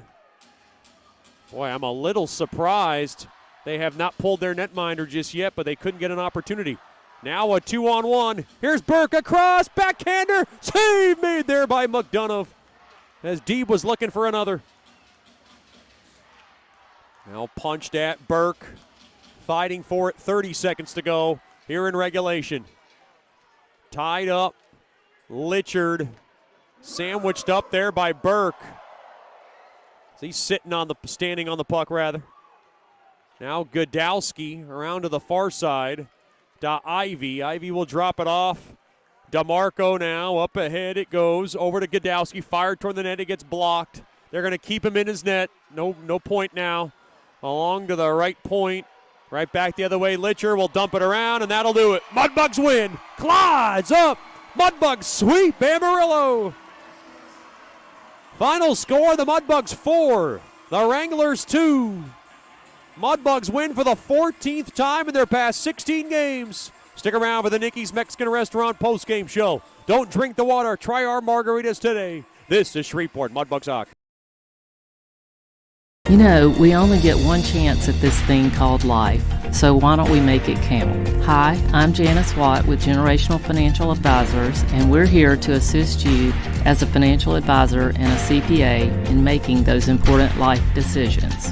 Starting young, saving, and investing will reward you down the road, but it takes diligence to stay the course because life happens. Buying that first home, adding to your family, and then preparing for college, all of these require a plan. We offer services including investments, life insurance, retirement planning, and long-term disability, just to name a few.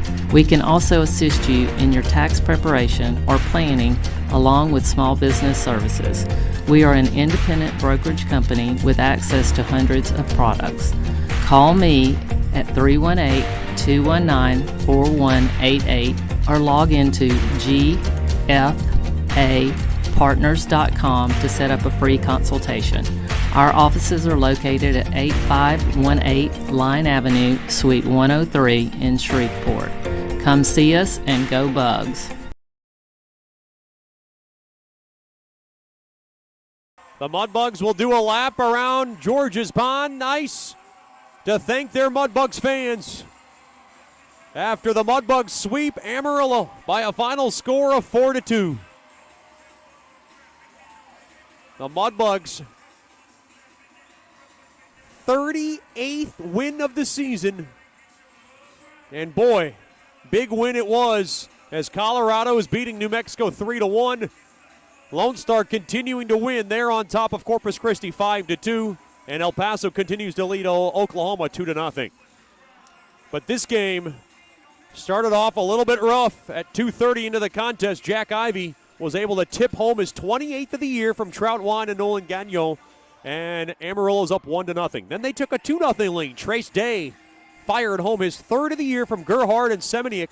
and the Wranglers went up 2-0. Then 4 unanswered goals. It started with Logan Haru on the man advantage from Hayden Nickel on the power play as he hammered home his 10th of the year, and it made it a 2-1 game after 2. Then in the third, Lucas Deeb on a great backhand, deeped out the goalie from Ryan Burke at 7:48, tied the game up 2-2. Then at 13:11, on a great bounce that went the Mudbugs' way off the end boards right in front, yawning net for Hayden Nickel, who sliced home his 20th of the year. The Mudbugs led 3-2. Then Hayden Nickel helped put the game away as he is able to wrist home his 21st goal of the year sniper from the left wing circle from Logan Haru at 15:03. Mudbugs win the game 4-2.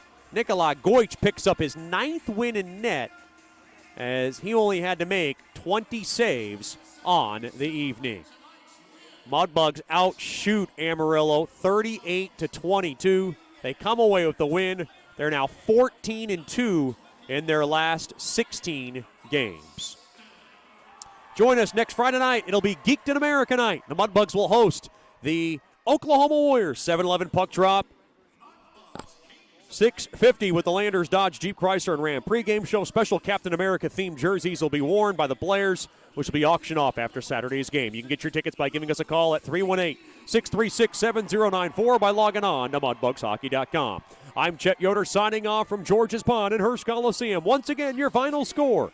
It's the Mudbugs 4, the Wranglers 2. Shreveport sweeps Amarillo, and they are now 14-2 in their last 16 games. Have a good night and a better tomorrow as you've been joining us for Shreveport Mudbugs Hockey.